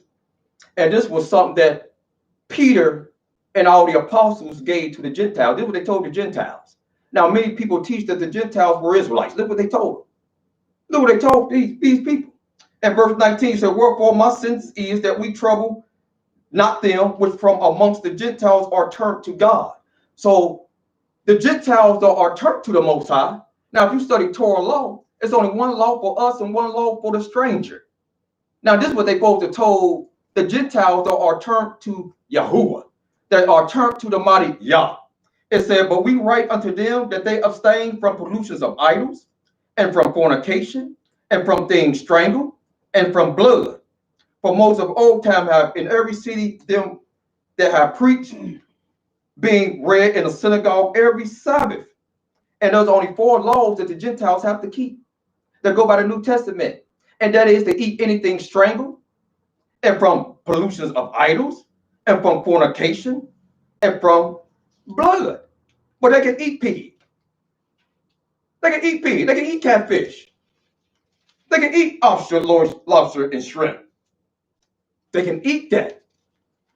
And these are the people that he said are turned to God. Now, if you're going to turn to the Most High, you can't turn halfway. You got to turn all the way to his dietary law.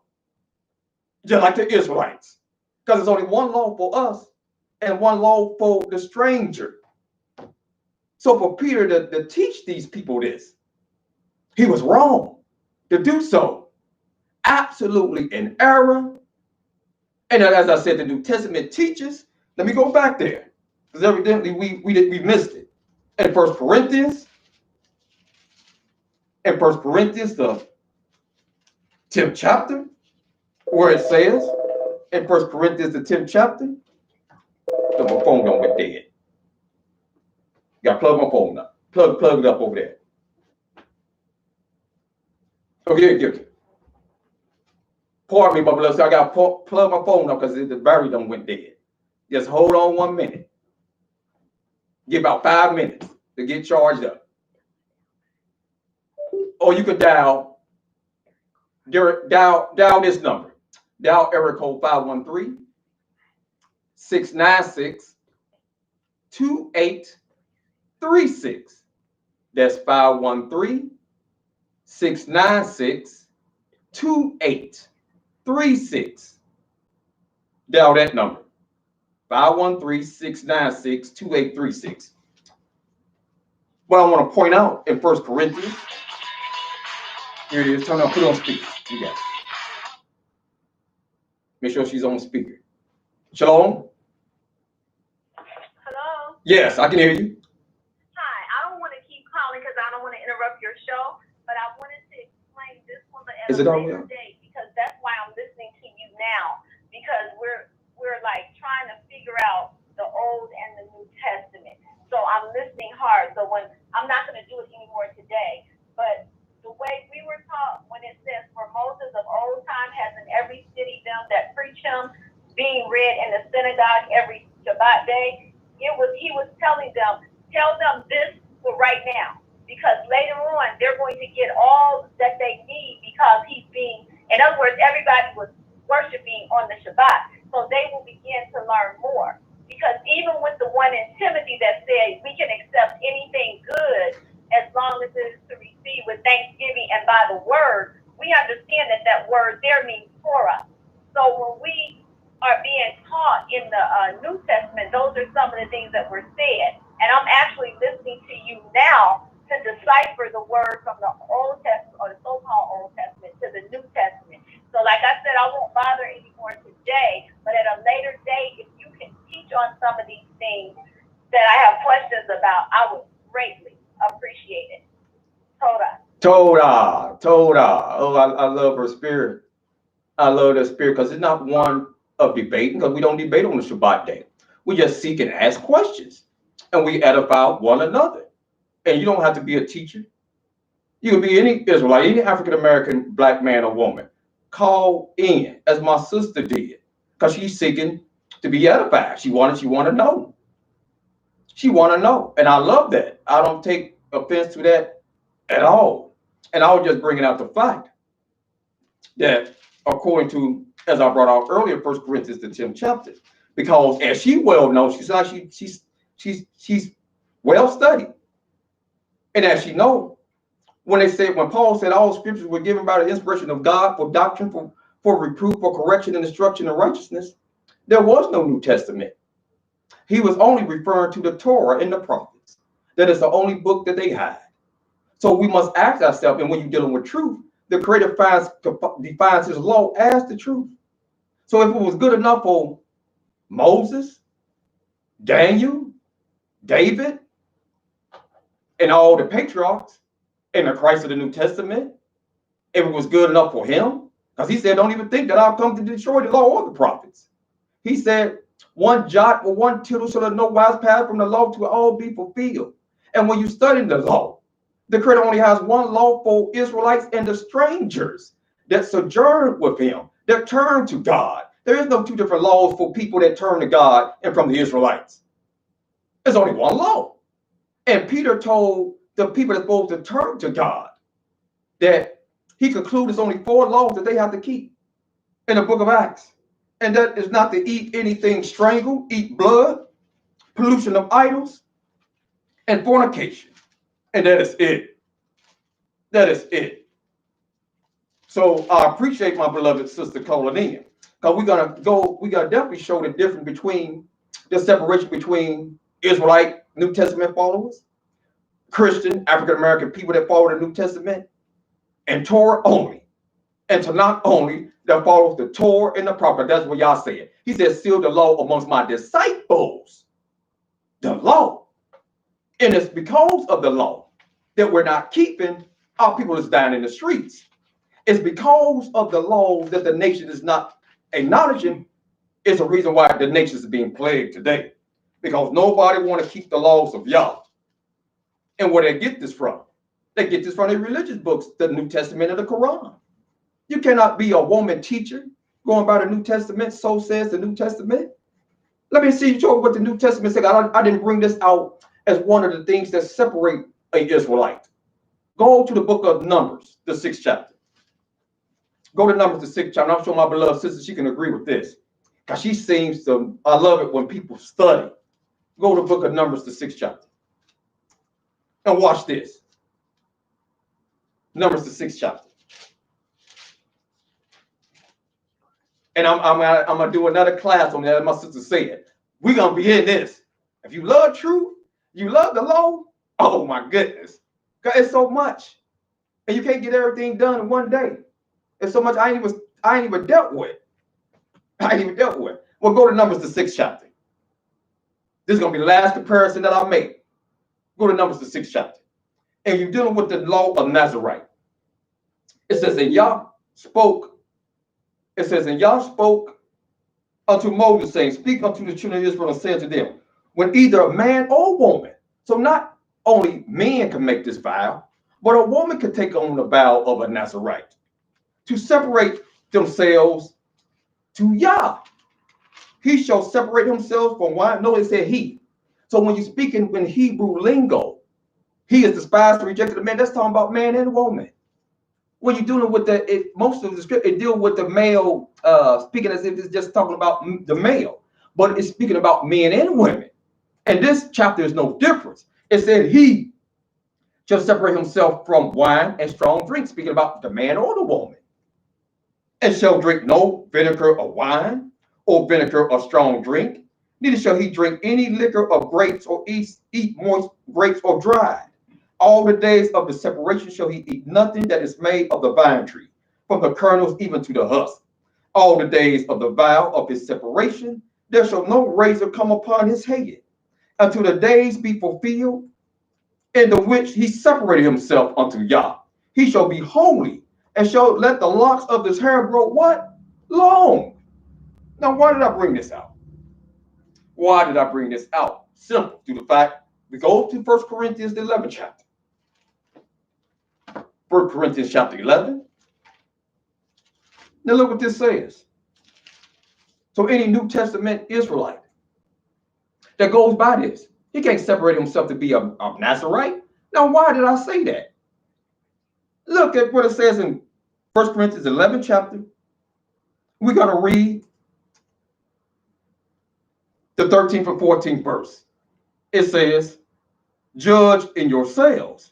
Is it common that a woman pray unto God uncovered? Does not even nature itself teach you that if a man have long hair, it is a shame unto him? Said nature teaches us that, and we should learn from nature. Well, I watched the lions in the jungle, and they got that mane. Yeah, the lion teaches us we should have a beard, we should have mane. And it said it's a shame for a man to have long hair. It's a shame for a man like Samson, who was a judge, and he had to let the locks of his hair. He let the locks of his hair go long, 7 locks. Paul said that is a shame. And any of you brothers with long locks, cornrows, it is a shame. Now, is this the word of the Most High? Absolutely not. Just like what Peter said about the Gentiles, only keeping 4 laws, those all that turn to God. Absolutely not. Ruth didn't have that attitude. She said, your God should be my God and your Elohim my Elohim. And if she's going to make her God Yah, she's going to be amongst the Israelite nation, people. She's not to bring no pig guts into to our place. She's not to be eating no catfish, oyster, lobster, and shrimp. So what book are we reading? She's to be keeping the Sabbath day, not Sunday worship. There's only one law for Israel and for the stranger. Y'all said one ordinance. Both of them, this homeboy, they can be talking about, hey, because I ain't an Israelite, I ain't gonna get circumcised. Ain't nobody cutting on me. Well, you better be circumcised if you're a male. You're a Gentile male. If you want to be part of the Israelite family, household. And this is the book of Yah. And like I said, I ain't even got to, my God, I got a whole page left. Yes, I know this. It's time. There's a whole page left. Nah. But is there any other questions before I go? Well, go ahead. I don't know if I address them all, but go ahead. Okay, you said Mia, she was like, the word synagogue is a Greek word. Mm-hmm. It is not in Hebrew. Also, according to the story of Jehoshaphat, that they taught in the streets and not in the temple. Temple was for sacrifices only. Yeah, the temple, you're right. The temple was, you're absolutely right. The temple is a place that housed the Creator's name at. Nobody was checking in no bullocks, no goats in the temple, and no. That's why in the book of Nehemiah, the 8th chapter that I went over, they met in the street that's before the Watergate. They held a holy convocation. You don't have to be in no building to hold no holy convocation. They have to hold no holy meeting. They was in the street. But we had assemblies, we had sanctuaries in all of our dwellings. But that is true. Yes. Oh, and I guess when you was talking about how people eat their kids, never say elders that never say never. But Michael White said, eating your child. He said he's a vegan. He said he's a vegan. He said he's a vegan. Well, brother Michael Israel, that's good to know you're a vegan, my brother, because I'm a vegan. But at the same time, I'm sure many of the Israelites were. I can't say that they was vegans because we had to eat Passover lamb. So none of us was actually vegans wholeheartedly in consideration to that law that all Israelites have to eat meat. They have to eat of the Passover lamb. So, but after that, you went back to your vegan state of being. I'm sure a lot of them Israelites, when the siege was laid on our people, as it was in the Book of Kings, they ate their children. And these probably was vegan eaters, regardless what they was, vegans or meat eaters, they ate their children. And until we in that situation, we could propose, I ain't never gonna do that. And we'll find ourselves eating pork. If that's what your next door neighbor had to give you. And I know, because I know everybody's not strong. Everybody have not prepared their heart to die. And when you serving Yah, you got to prepare your heart to face death. And pray that Yah, he bring you out of it. Just like when Hananiah, Mishael, and Azariah, they already prepared their heart to die. When Nebuchadnezzar said, y'all gonna go into the fire. They said, okay, but we ain't bound down to your deity. We ain't doing that. If it be the will of our Elohim, whom we serve, he will deliver us. And that's my mind state. If it be the will of Yah, he will deliver us. But if not, let his will be done. Because I'd rather go out in my integrity, in my righteousness, than to stay living another 10 to 15 years in a state of wickedness. It's the quality of life that you live. A lot of people live long. They live long lives. But it's some of the lives that they live is long, it's hard, it's just, man, it's terrible. And some people die real early. And it's the quality of life that they live. And see, Yah, he looks for quality, not quantity. Not quite, he ain't concerned about numbers. Now the church is. A lot of Israelites are. They're concerned about big numbers. But if you got to walk with yourself and be with the Most High, you and your family alone, like Noah, then do that. Draw the line. As for me and my house, we're going to serve Yah. I can't speak for everybody else that's out there. But we know what we're going to do. We're going to draw that circle, and all my family, we're going to get in there and stay. And anybody want to lead a circle, you lead a circle. But we stay in the circle. And you got to have a mind state. Though I say, Israel, you got to revolutionize your way of thinking. And stop calling the Holy Scriptures Old Testament. It's the only true testament. It's the only book that speaks about our condition. And nothing about it is old. If you think so, then turn to the book of Isaiah, the 3rd chapter. Because the Most High is speaking to us today. He said, my people, children are their persons, and women rule over us. And they which lead our people cause us to err. That applies today. That applies even to too old. The Creator said we will be the tail and not the head. That was translated years, centuries ago. And are we not still the tail and not the head? To the Most High words, he's the living Elohim. His word, that's why the book verifies us and we verify it. Because we the people of the book. We give it life by what we do and what we don't do.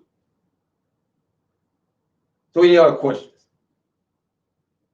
Well, let me say this, because I ain't gonna get all done in one day. Just not gonna happen.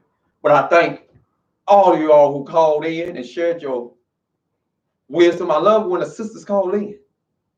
I better love what they call in, because a lot of them is shy. And I want some bold and courageous sisters to call in and straighten me out. Make sure I'm on point. Because this is a family. And I'm not no God. I'm not no know-it-all. Although a lot of your preachers and ministers will portray to you all that they do. But I don't. So I love to hear when Brother Michael Israel asked questions about this, and brothers asked me questions about the law on cleanliness. Because not only do I want to be on point, but we all want to be on point. And we don't want to put our trust in no man, because who he is. No matter how sincere he is, he can be sincerely wrong. So when you look at things to study, when I told my students about the concordance, I don't trust everything in the concordance or really in no book. I don't trust everything in no book. And sometimes I got to call on the Spirit of Yah to show me the truth on things. Because a lot of the truth of the matter, you got a lot of bad translations in the Bible, in the KJV. And some words we going by Hebrew, it's not Hebrew at all. It's Greek, some of it's Aramaic. It ain't Old Hebrew at all. I'm talking about Old Hebrew.